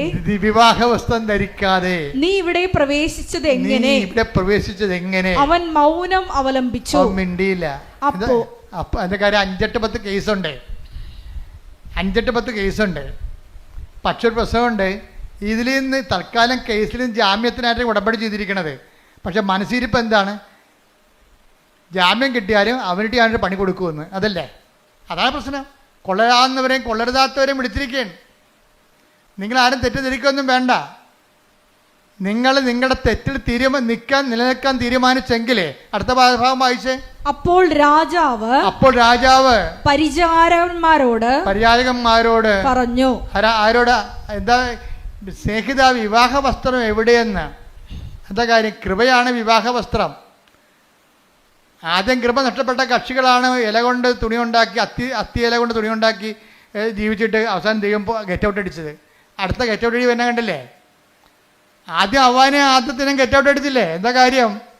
ദൈവത്തിൻ്റെ കൽപ്പനകൾ പാലിച്ചില്ല. അതുകൊണ്ട് പിന്നെ പുറത്തിറക്കിയപ്പോഴാണ് അവന്മാർക്ക് തുണിയില്ലെന്ന് മനസ്സിലായത്. അങ്ങനെ അത്തി ഇല കൊണ്ട് തുണി ഉണ്ടാക്കിയതാണ്. അങ്ങനെ ആളെ പാക്ക് ചെയ്ത് ഇപ്പം വീണ്ടും യജമാനം കയറി വരുമ്പോൾ എന്താ പറയുക? വിവാഹ വസ്ത്രമില്ലാത്ത, കൃപയില്ലാത്ത ആൾക്കാർ കണ്ടെത്തിയെന്ന്. അപ്പോൾ സ്നേഹിത എന്താ വായിച്ചോളൂ. അപ്പോൾ രാജാവ് പരിചാരകന്മാരോട് പറഞ്ഞു, അവനെ കൈകാലുകൾ കെട്ടി പുറത്തെ അന്ധകാരത്തിലേക്ക് വലിച്ചെറിയുക. അവിടെ വിലാപവും പല്ലുകടിയുമായിരിക്കും. എന്തെന്നാൽ വിളിക്കപ്പെട്ടവർ വളരെ, തെരഞ്ഞെടുക്കപ്പെട്ടവരോ ചുരുക്കം. ഇത് ഞാൻ പറഞ്ഞതാണോ? അല്ല, കർത്താവിന്റെ നിലപാടാണ്.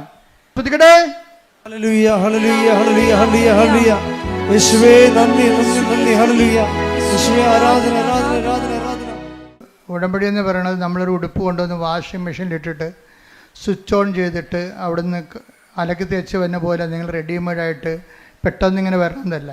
ഞാൻ പറഞ്ഞതിൻ്റെ അർത്ഥം ഇതാണ്. അജ്ഞതയുടെ കാലഘട്ടത്തെ ദൈവം കണക്കിലെടുത്തില്ല. എന്നാൽ 17-30 വായിച്ചത് എന്താണ്? എന്നാൽ ഇപ്പോഴാകട്ടെ എല്ലായിടത്തുമുള്ള എല്ലാവരും അനുദപിക്കണമെന്ന് ദൈവം ആഗ്രഹിക്കുന്നു, ദൈവം ആജ്ഞാപിക്കുന്നു. അപ്പോൾ എന്ത് പ്രശ്നം വെച്ച് കഴിഞ്ഞാൽ, ഉടമ്പടി വെളിപ്പെടുത്തുന്ന കാലത്ത് ആദ്യം കിട്ടിയ വചനം ഇതാണ്. എന്താണ്? എനിക്ക് പാപത്തെ ലിസ്റ്റും വിജയകുമാറിനെ, എനിക്ക് അനുഗ്രഹത്തെ ലിസ്റ്റും വിജയകുമാറിന് പാപത്തെ ലിസ്റ്റും. ഞാനത് കൂട്ടിവെച്ചപ്പോൾ ദൈവം എന്നോട് പറഞ്ഞതാണ്. എന്താണ്? നിങ്ങൾ പശ്ചാത്തപിക്കുവിൻ, നാളെ നിങ്ങളുടെ ഇടയിൽ കർത്താവ് അത്ഭുതം പ്രവർത്തിക്കും. ഞാൻ തൈക്കാട്ടുശ്ശേരി ഇരുന്നുകൊണ്ട് 2017 ഇത് പുസ്തകം എഴുതിക്കൊണ്ടിരിക്കുന്ന സമയത്താണ് പറഞ്ഞത്. നാളെ എന്ന് പറഞ്ഞ പഴയ നിയമത്തിലാണ്, പുതിയ നിയമത്തിൽ ഇന്നാണെന്ന്. കാര്യം പശ്ചാത്താപത്തിന് സമയബന്ധിതമായിട്ട് ചുരുക്കം ഉണ്ടാകുമെന്ന് സക്കേവൂസിന്റെ കർത്താവ് പറഞ്ഞത്. ഇന്നീ ഭവനത്തിന് രക്ഷ കൈവന്നിരിക്കണം. അപ്പോൾ ഒരു നിമിഷം നേരത്തെ നീ കർത്താവിൽ വിശുദ്ധീകരിച്ചാൽ ഉടമ്പടി അത്രയും പെട്ടെന്ന്. അതുകൊണ്ട് ആദ്യകാലം തന്നെ കൃപാസനത്തിൻ്റെ പത്രത്തിൻ്റെ മുഖപേജിൽ ഉടമ്പടി ഉടനടി പരിഹാരം എന്നാണ് കണ്ടത്. ഉടനടി പരിഹാരം. ഇപ്പോഴും അത് മാറ്റിയിട്ടൊന്നുമില്ല. കാര്യം നമ്മൾ ആ ഫ്രണ്ട് പേജിലൊക്കെ നോക്കിക്കഴിഞ്ഞാൽ മനസ്സിലാകും ഉടനടി ഉണ്ടായ പരിഹാരങ്ങൾ തന്നെ എഴുതിയിരിക്കണം അവിടെ. ഉടമ്പടി എടുത്തപ്പോൾ ഇന്ന് ഈ ആഴ്ച നടന്നിട്ടുള്ള കാര്യങ്ങളാണ് അവിടെ എഴുതിയിരിക്കുന്നത്. അതാണ് അത് മാറ്റമില്ല അതിനെ. ഞാൻ പറഞ്ഞു വരുന്നതിൻ്റെ കാരണം അനുതാപവും അനുഗ്രഹവും തമ്മിൽ ഭയങ്കരമായി ഇൻ്റർ കണക്റ്റഡ് ആണ്. ഇപ്പം ജെയ്സനെ സംബന്ധിച്ചിടത്തോളം അനുതാപവും കിട്ടിയപ്പോൾ എന്നെ പറ്റി 12 കൊല്ലം മുമ്പ് നടന്ന സംഭവമാണ് ഇപ്പോൾ എഴുതിയിരിക്കുന്നത്. 2012 ഗ്രീസിൽ റെസ്റ്റോറൻറ്റിൽ അപേക്ഷ കൊടുത്തിരിക്കുന്നത്. 2012 വരെ ആരും കോൾ ഫോർ ചെയ്തില്ല. ജെയ്സൺ പറഞ്ഞ ഷങ്കൻ വിസയ്ക്ക് വേണ്ടിയാണ് ഞാൻ അപേക്ഷിച്ചത്. അതിൽ ഡോക്യുമെൻ്റ് മുഴുവനും തെറ്റായിരുന്നു. അപ്പോൾ അതിനെ പ്രാർത്ഥിക്കാൻ പോലും എനിക്ക് പറ്റത്തില്ലായിരുന്നു ഷങ്കൻ വിസയ്ക്ക്. പക്ഷെ ഞാനെങ്ങനെ പ്രാർത്ഥിക്കും? അത് കാരണം എനിക്ക് അനുതാപം ഉണ്ടായി. കർത്താവേ, ഞാൻ വിസ ചെയ്തിരിക്കണത് തെറ്റായിരുന്നല്ലോ. എനിക്ക് അനുതാപം ഉണ്ടായി. അനുതാപം ഉണ്ടായപ്പോൾ 12 പോയിട്ട് 24 ആയപ്പോൾ ജെയ്സൺ അനുദപിച്ചപ്പോൾ എന്ത് ചെയ്ത് അവർ ആ 12 കഴിഞ്ഞിട്ട് 10 വർഷത്തിന് ശേഷം ആ വിസ കോൾ ഫോർ ചെയ്യുകയാണ്. എന്താ? അതായത് ആ അനുതാപം അനുഗ്രഹം സ്പീഡാകും. നമ്മൾ എന്തുകൊണ്ടാണ് അത് താമസിക്കണമെന്ന് വെച്ച് കഴിഞ്ഞാൽ അതിൻ്റെ കാര്യം അനുതാപം തന്നെയാണ് എൻ്റെ പ്രധാനപ്പെട്ട കാര്യം. അനുഗ്രഹം താമസിക്കാനുള്ള പ്രധാനപ്പെട്ട കാര്യങ്ങൾ ഒന്ന് അനുതാപം തന്നെയാണ്.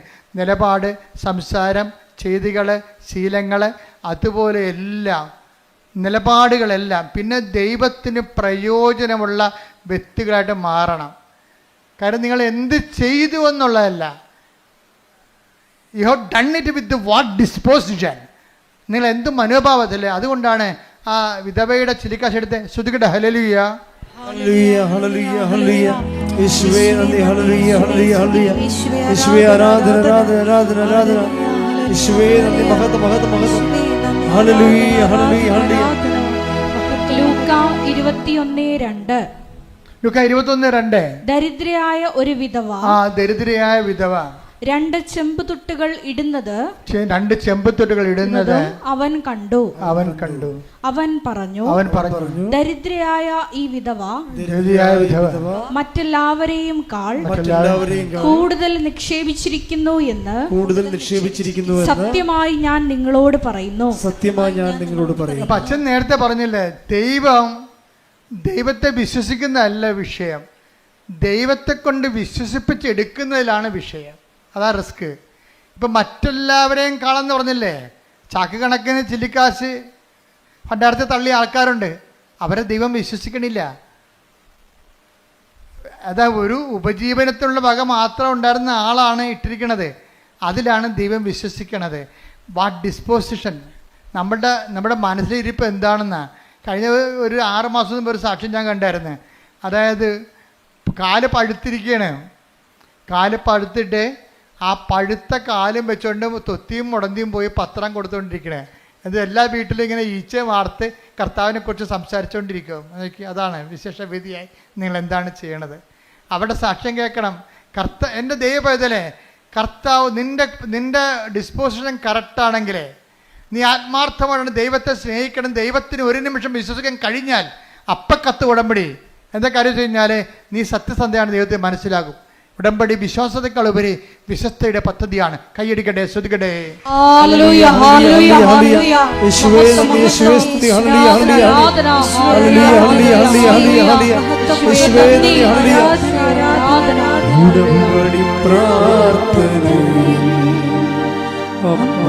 ഉടനടി പരിഹാരമേകും ഉടമ്പടി പ്രാർത്ഥനയിൽ ഉടനടി പരിഹാരമേകും അവൻ പറയുന്നത് ചെയ്തിടുകിൽ ജീവിതം ധന്യമായി തീർന്നിടും. എല്ലാവരും എഴുന്നേൽക്കുക. രോഗമുള്ളടുത്ത് കൈകൾ വെച്ച് പ്രാർത്ഥിക്കുമ്പോൾ ഓൺലൈനിൽ എല്ലാവർക്കും സൗഖ്യം ലഭിക്കുന്ന കുറേ സാക്ഷ്യങ്ങൾ ഈ ആഴ്ച ഉണ്ടായിട്ടുണ്ട്.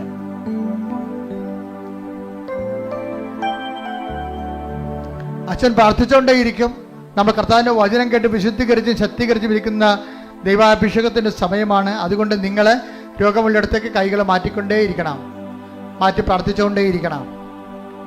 നിങ്ങളുടെ ബന്ധുക്കൾ, സ്വന്തപ്പെട്ട സഹോദരങ്ങൾ ഇവിടെ ഇല്ല എന്നുണ്ടെങ്കിൽ അവർക്ക് വേണ്ടി നിങ്ങൾക്ക് നിങ്ങളുടെ ശരീരത്തെ കൈവച്ച് പ്രാർത്ഥിക്കാവുന്നതാണ്. എല്ലാം കാണുന്ന ദൈവം എല്ലാത്തിനും റെക്ടിഫൈ ചെയ്യട്ടെ. ശ്രദ്ധിക്കട്ടെ. ഹല്ലേലൂയ ഹല്ലേലൂയ ഹല്ലേലൂയ ഹല്ലേലൂയ മഹത്വം മഹത്വം ആരാധന ആരാധന ഹല്ലേലൂയ ഹല്ലേലൂയ ഹല്ലേലൂയ യേശുവേ നന്ദി യേശുവേ ആരാധന ഹല്ലേലൂയ ഹല്ലേലൂയ മഹത്വം മഹത്വം ആരാധന ആരാധന ഹല്ലേലൂയ. എൻ്റെ പ്രിയപ്പെട്ടവരെ, രോഗസൗഖ്യ പ്രാർത്ഥനയ്ക്ക് വേണ്ടി നമ്മൾ ആരംഭിക്കുകയാണ്. എൻ്റെ മകൾ ഇത് വളരെ ലളിതമാണ്. എന്താ കാര്യത്തിൽ അമ്മ മാതാവ് ഞാൻ പ്രാർത്ഥിക്കുമ്പോൾ എനിക്കുണ്ടാകുന്ന ഒരു ആത്മവിശ്വാസം എന്താണെന്ന് നിങ്ങൾക്കറിയാവോ? ഞാനൊരു അംബികസിലേക്ക് പൗലോസപ്പോസ്തലൻ പറയുന്ന പോലെ ഞാൻ ഇങ്ങനെ അന്തരീക്ഷത്തിൽ ഇടിക്കുകയല്ല, ഞാൻ മൂക്കിന് നോക്കി ഇടിക്കണം. എന്താ കാര്യം? കൃപാസനത്തിൻ്റെ പ്രാർത്ഥനകൾ എന്ന് പറയുന്നത് അമ്മയുടെ പ്രത്യക്ഷീകരണത്തിൻ്റെ അടിസ്ഥാനത്തിലുള്ള പ്രാർത്ഥനകളാണ്. അതിൻ്റെ ജീവിക്കുന്ന സാക്ഷിയാണ് ഞാൻ. ഇപ്പം അമ്മയുടെ പ്രത്യക്ഷീകരണം സ്ഥിരീകരിക്കേണ്ടത് അമ്മയുടെ കൂടെ ആവശ്യമാണ്. അതുകൊണ്ട് അമ്മയുടെ മധ്യസ്ഥതയിൽ നിങ്ങൾ എന്ത് ചെയ്താലും ദൈവം അത് ചെയ്തു തരും. കാര്യം അമ്മയുടെ പ്രത്യക്ഷീകരണം ദൈവികമായ പദ്ധതിയാണ്. ശ്രുതികട്ടെ. ഹല്ലേലൂയ ഹല്ലേലൂയ ഹല്ലേലൂയ ഹല്ലേലൂയ യേശുവേ നന്ദി. ഹല്ലേലൂയ ഹല്ലേലൂയ ആരാധന ആരാധന ഹല്ലേലൂയ ഹല്ലേലൂയ ആരാധന ഹല്ലേലൂയ. പരിശുദ്ധനേ പരമോന്നത യേശുവേ അണയുന്നു ഞാൻ തിരുമുൻപിനായി അലിവോടെ എന്നെ നോക്കണമേ. അച്ഛൻ കൈകൾ നീട്ടി പ്രാർത്ഥിക്കുന്ന സമയത്ത് എൻ്റെ മക്കളെ കൈകളെ ശരീരത്തിൻ്റെ വിവിധ ഭാഗങ്ങളിലേക്ക് മാറ്റി മാറ്റി വെച്ചുകൊണ്ട് മക്കളെ വിശ്വാസ പ്രമാണം ചൊല്ലിക്കൊണ്ടിരിക്കണം. വിശ്വാസ പ്രമാണം ചെല്ലാൻ അറിയാൻ പാടില്ലാത്ത സ്തുതിച്ചുകൊണ്ടിരുന്നാൽ മതി. സ്തുതിപ്പും അറിയാൻ പാടില്ലാത്തവർ യേശുവെ സ്തോത്രം, യേശുവെ നന്ദി, യേശുവെ ആരാധന പറഞ്ഞുകൊണ്ടിരിക്കണം. സ്തുതിക്കട്ടെ. ഹല്ലേലൂയ. കർത്താവേ നിന്റെ ഉന്നതമായ നാമത്തിന് സ്തോത്രം ചെയ്യുന്നു. കർത്താവേ നിന്റെ വിശുദ്ധ പൗരോഹിത്യത്തെ മഹത്വപ്പെടുത്തണമേ. കർത്താവേ സഭയിലുള്ള സാന്നിധ്യം പ്രകടമാക്കണമേ. 39 വർഷം ഞാൻ അർപ്പിച്ച കൃപാന്റെ യോഗ്യതയാണ്. കൃപാസാൽത്താറെ ജീവനോടെ പ്രത്യക്ഷപ്പെട്ട പരിശുദ്ധ അമ്മയുടെ മാധ്യസ്ഥത. കർത്താവേ നിന്റെ തിരുമുറിവാകുന്ന വലതുകരം അനുഗ്രഹത്തിന്റെ അഭിഷേക കരങ്ങള് അങ്ങനെ മക്കളുടെ ശിരസ് വെക്കണമേ. അടിപ്പിടർ പോലെ വൈതാക്കാലം പോലെ ദൈവികമായ ശക്തി ഞങ്ങൾക്ക് ഇടിച്ചിറങ്ങട്ടെ. കർത്താവിന്റെ കരുണ, കർത്താവിന്റെ വിശുദ്ധമായ രക്തം, കർത്താവിന്റെ ശക്തി, സ്വർഗീയ ശക്തി, ദൈവിക ശക്തി, സുവിശേഷത്തിന്റെ ശക്തി ഈ നിമിഷം ഇടിച്ചിറങ്ങട്ടെ. ആന്തരിക രോഗങ്ങള്, മാനസിക രോഗങ്ങള്, ആത്മഹത്യാ ബോധങ്ങള്, അതുപോലുള്ള എല്ലാവിധ രോഗങ്ങള് യേശുവിന്റെ നാമത്തില് മാറിപ്പോകട്ടെ. ഹല്ലേലൂയ ഹല്ലേലൂയ ഹല്ലേലൂയ ഹല്ലേലൂയ. എല്ലാ രോഗങ്ങളും സുഖപ്പെട്ടുകൊണ്ട് നിങ്ങളുടെ നാമത്തെ ഈ ആരാധനയിലൂടെ വീണ്ടും വീണ്ടും മഹത്വപ്പെടുത്തണമേ. Hallelujah hallelujah. പരിശുദ്ധനേ പരമോന്നത യേശുവേ അണയുന്നു ഞാൻ തിരുമുൻപിനായി അലിവോടെ നോക്കണമേ. ആരാധ്യനേ പരിശുദ്ധനേ പരമോന്നത യേശുവേ അണയുന്നു ഞാൻ തിരുമുൻപിനായി അലിവോടെ നോക്കണമേ. പരിശുദ്ധ പരമ ദിവ്യകാരുണ്യത്തിന് നേരവും ആരാധനയും സ്തുതിയും പുകഴ്ചയും ഉണ്ടായിരിക്കട്ടെ. എൻ്റെ പ്രിയപ്പെട്ടവരെ, ഉദരരോഗങ്ങള് സൗഖ്യപ്പെടാൻ വേണ്ടി പ്രാർത്ഥിക്കുന്ന സമയമാണ് ഇനിയുള്ളത്. കരൾ രോഗങ്ങള് ആ സമയത്ത് കരളിൻ്റെ അവിടെ കൈവെക്കണം. ഹൃദയ രോഗങ്ങള്, ബ്ലോക്കുള്ളവര്, ചിലപ്പോൾ നിങ്ങളായിരിക്കത്തില്ല, ചിലപ്പോൾ നിങ്ങളുടെ അപ്പനായിരിക്കും. അപ്പം നിങ്ങൾ അപ്പൻ്റെ പേരിൽ നിങ്ങളുടെ നെഞ്ചത്തെ കൈവെക്കണം. മാതാവിൻ്റെ പ്രത്യക്ഷീകരണത്തിൻ്റെ സന്നിധാനത്തിൽ വന്നിരിക്കുന്നതാണ്. നിങ്ങൾ കണ്ണുനീരോടെ പ്രാർത്ഥിക്കേണ്ട സമയമാണിത്. അമ്മ ഈ വിഷയം ഏറ്റെടുത്താൽ പിന്നെ നമുക്ക് പിന്നീട് അലയേണ്ട കാര്യമുണ്ടാകത്തില്ല. അതുകൊണ്ട് ജെയ്സൺ അവസാനം പറയുന്നൊരു സമയമുണ്ട്, ഞാൻ യഥാർത്ഥ സ്ഥലത്താണ് വന്നതെന്ന്. ആ ഒരു ബോധ്യം ഉണ്ടാകണമെന്നുണ്ടെങ്കിൽ അനുഭവത്തിൽ നിന്നുണ്ടായ ബോധ്യമാണ്. നിങ്ങൾ ആ വിശ്വാസികളുടെ അനുഭവം പങ്കുചേർന്നുകൊണ്ടാണ് നമ്മൾ ഓർക്കുക, അമ്മയുടെ പ്രത്യക്ഷീകരണ സന്നിധാനത്തിൽ നിൽക്കുക. നിൻ്റെ ജീവിതത്തിൻ്റെ എല്ലാ വിഷയങ്ങളും നടുവിന് വേദനയുള്ളവരുണ്ടാകും. ഞാൻ ഒരു ദിവസം ഒരു 10 പേരെങ്കിലും വിക്സിനും അതുപോലെ തന്നെ ഇടുപ്പലിനും വേദനയുള്ളവർ പ്രാർത്ഥിക്കാറുണ്ട്. പക്ഷേ അവരിവിടെ വരുന്നവർക്കല്ലേ ആ സൗഖ്യം വരത്തുള്ളൂ. പക്ഷെ നിങ്ങൾ ഒത്തിരി പേര് അതുണ്ടെങ്കിൽ ആ സമയത്ത് നിങ്ങൾ കൈ ആ നടുവിന് വെക്കണം. ഉദരരോഗമുള്ളവരുണ്ടാകും, ഗർഭാശയത്തിൽ ചുരുങ്ങിയവരുണ്ടാകും. അവ ഊടിൻ്റെ താഴെ പൊക്കിൻ്റെ താഴെ കൈവച്ച് പ്രാർത്ഥിക്കണം. ചിലപ്പോൾ 2 ട്യൂബുകൾ ഉണ്ടാകത്തില്ല. ഫിലിപ്പിൻ ട്യൂബ് 2 ഇല്ലെന്ന് പറഞ്ഞൊരു ചേച്ചി പറഞ്ഞു. ഞാൻ പറഞ്ഞു നിങ്ങൾ പ്രാർത്ഥിക്കുക. ഇന്നത്തെ പുതിയ മാർഗങ്ങൾ ഉപയോഗിച്ചുകൊണ്ടാണെങ്കിൽ ശരി, ഒരു കുഞ്ഞിന് ആവശ്യമുണ്ടെങ്കിൽ ദൈവം നിങ്ങൾക്ക് തരും. പക്ഷെ അതിന് അനുകൂലമായ സാഹചര്യം ഉണ്ടാകാൻ വേണ്ടി പ്രാർത്ഥിക്കാൻ പറഞ്ഞു. ഞാൻ പറഞ്ഞതെന്ന് എൻ്റെ അറിവിൻ്റെ പരിമിതി നിന്നുകൊണ്ട് പറഞ്ഞതാണ്. പക്ഷേ ദൈവത്തിൻ്റെ പരിമിതികളുടെ അപരിമിതമായ ശക്തിയിലാണ് നിങ്ങൾ വിശ്വസിക്കുന്നത്. കർത്താവിന് എല്ലാം സാധ്യമാണ്. അതുകൊണ്ട് തന്നെ ആ ഒരു സ്ഥലത്ത് വന്ന് നിൽക്കുമ്പോൾ നിങ്ങളെ കൊണ്ടുവന്നതാണ്, നിങ്ങൾ നിന്നതല്ല, നിങ്ങൾ നിർത്തിയതാണെന്നുള്ള ബോധ്യം നിങ്ങൾക്കൊണ്ടാണ്. മുട്ടി കൊഴിയുന്നവർ പോലും പ്രാർത്ഥിക്കേണ്ട സമയമാണ്. കണ്ണിന് കാഴ്ചയില്ലാത്തവർ പ്രാർത്ഥിക്കേണ്ട സമയമാണ്. മൂക്കിന് കർത്താവ് ദശ വളരുന്നവർ പ്രാർത്ഥിക്കേണ്ട സമയമാണ്. തൊണ്ടയ്ക്ക് തൈറോയ്ഡുള്ളവരും തൈസോയ്ഡുള്ളവരും പ്രാർത്ഥിക്കേണ്ട സമയമാണ്. ശരീരം വല്ലാണ്ടിരുന്ന് ചൂടാകുന്നവരുണ്ട്, ഉറക്കമില്ലാത്തവരുണ്ട്, പ്രഷർ കൂടുന്നവരുണ്ട്, ഷുഗർ കുറയാത്തവരുണ്ട്. അവരെല്ലാം പ്രാർത്ഥിക്കേണ്ട സമയമാണ്. അസ്ഥിവേദനക്കാർ പ്രാർത്ഥിക്കേണ്ട സമയമാണ്. ശരീരം പൊട്ടി ഒലിക്കുന്നവരും വെള്ളപ്പാണ്ടുള്ളവരും അലർജി ഉള്ളവരും പ്രാർത്ഥിക്കേണ്ട സമയം. ഇട്ടിമുഴക്കം പോലെ ശ്രുതിക്കട്ടെ ശ്രുതിക്കട്ടെ. ഹല്ലേലൂയ നാമത്തെ നാമത്തെ സ്വന്തം കർത്താവേ. ആമാശയ രോഗികള്, ക്ഷയരോഗികള് കർത്താവ്, മാരക രോഗികൾ, തീരാവേദികള്, ജീവിത ദുരിതങ്ങൾ, ജീവിത തടസ്സങ്ങൾ, ഉച്ചമുതൽ ഉള്ളംകാലം വരെ കർത്താവിന്റെ രക്തം പടരട്ടെ. അസ്ഥി രോഗികളെ കർത്താവ്, പേശി രോഗികളെ, ശിഷ്ടമുള്ളവരെ കർത്താവ്, കർത്താവ് മുഴകളുള്ളവരെ കർത്താവ്, കർത്താവ് സ്പർശിക്കണമേ. അടിപ്പിടുന്ന പോലെ വൈദാഘാതം പോലെ ദൈവികമായി സ്വത്തി കൃപാസനം ആൾത്താരെ ജീവിത കർത്താവിന് കൃപാസനത്തിന് ആൾത്താരെ പരിശുദ്ധ അമ്മ പ്രത്യക്ഷപ്പെട്ടതാണെങ്കിൽ ആ പ്രത്യക്ഷഗണത്തെ സ്ഥിരീകരണത്തിന്റെ അടയാളമാകാൻ യേശുവിന്റെ നാമത്തിൽ മാരക രോഗങ്ങൾ സൗഖ്യം പ്രാപിക്കട്ടെ. ശ്രുതിക്കട്ടെ.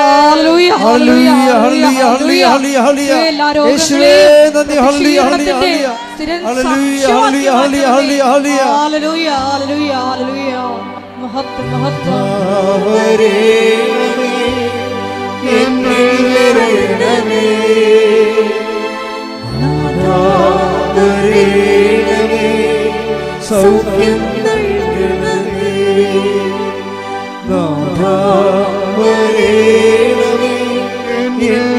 നിറയണമേ,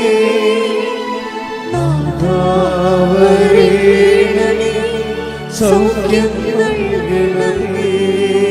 പരിശുദ്ധ പരമദിവ്യകാരുണ്യത്തിന് നേരവും ആരാധനയും സ്തുതിയും പുകഴ്ചയും ഉണ്ടായിരിക്കട്ടെ. എൻ്റെ മക്കളെ, ജോലിയില്ലാത്തവര്, ജോലിക്ക് വേണ്ടി ശ്രമിക്കുന്നവര്, പരീക്ഷ പൊട്ടിപ്പോയവര്, പുതിയ പരീക്ഷ എഴുതാൻ പോകുന്നവര്, വിസ പ്രോസസ്സിൽ ഇരിക്കുന്നവര്, ജപ്തി നടപടി നേരിടുന്നവര്, അതുപോലെ തന്നെ സ്ഥലങ്ങളില്ലാത്തവര്, വീട് ഇല്ലാത്തവര്, വീട് വെച്ചുകൊണ്ടിരിക്കുന്നവര്, വിസ നഷ്ടപ്പെട്ട വിസയിന് പുതുക്കി കിട്ടാത്തവര്, വിദേശ രാജ്യങ്ങളിലേക്ക് വിസയെ പുതുക്കി കിട്ടാതിരിക്കുന്നവര്, അതിൻ്റെ പേരിൽ കടങ്ങൾ വന്നിരിക്കുന്നവര്, വിവാഹത്തിൽ ഒത്തുചേരാത്തവര്, വിവാഹത്തിന് ഒരുങ്ങുന്നവര്, മക്കളില്ലാത്തവര്, വിവാഹം പിരിഞ്ഞിട്ട് കൂടാൻ ആഗ്രഹിക്കുന്നവര്, എല്ലാവരുടെ മേൽ കർത്താവിന്റെ വലിയ ശക്തി ഒഴുകട്ടെ. ശ്രുതികട്ടെ ശ്രുതികട്ടെ ശ്രുതികട്ടെ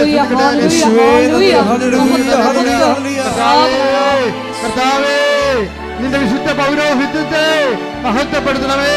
കർത്താവേ, സഭയിലുള്ള സാന്നിധ്യം പ്രകടമാക്കണമേ. 39 വർഷം അർപ്പിച്ച കുർബാന യോഗ്യതയാൽ കൃപാസനത്താരെ ജീവനോടെ പ്രത്യക്ഷപ്പെട്ട പരിശുദ്ധ അമ്മയുടെ മാധ്യസ്ഥത്താൽ ഇയാൾത്താരെ നടന്ന 10,000-കണക്കിന് ആരാധന ശക്തിയാൽ ജീവിത ദുരിതങ്ങള്, ജീവിത തടസ്സങ്ങള് യേശുവിന്റെ നാമത്തിൽ മാറിപ്പോകട്ടെ.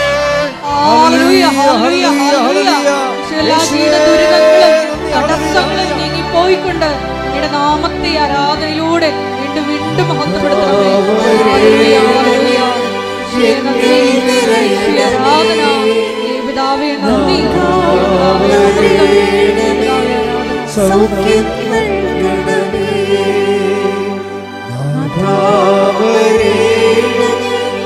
എന്നിൽ നിറയണമേ,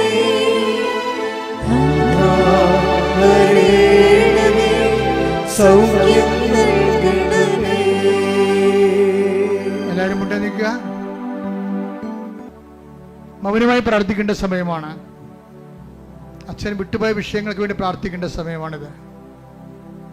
കൈകൾ കൂപ്പി അമ്മയുടെ മാധ്യസ്ഥതയിൽ കണ്ണുനീരോടെ പ്രാർത്ഥിക്കുക.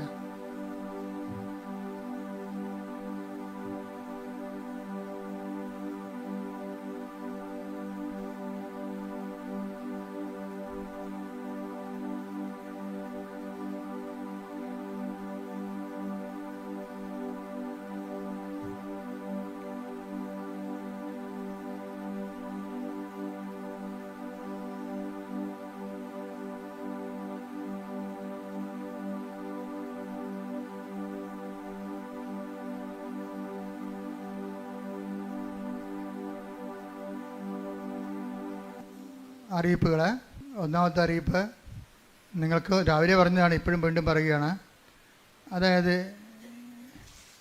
മാല പൊട്ടിക്കാൻ വേണ്ടി എപ്പോഴും ഒരു വർഗ്ഗം ഇവിടെ വർക്ക് ചെയ്യുന്നുണ്ട്.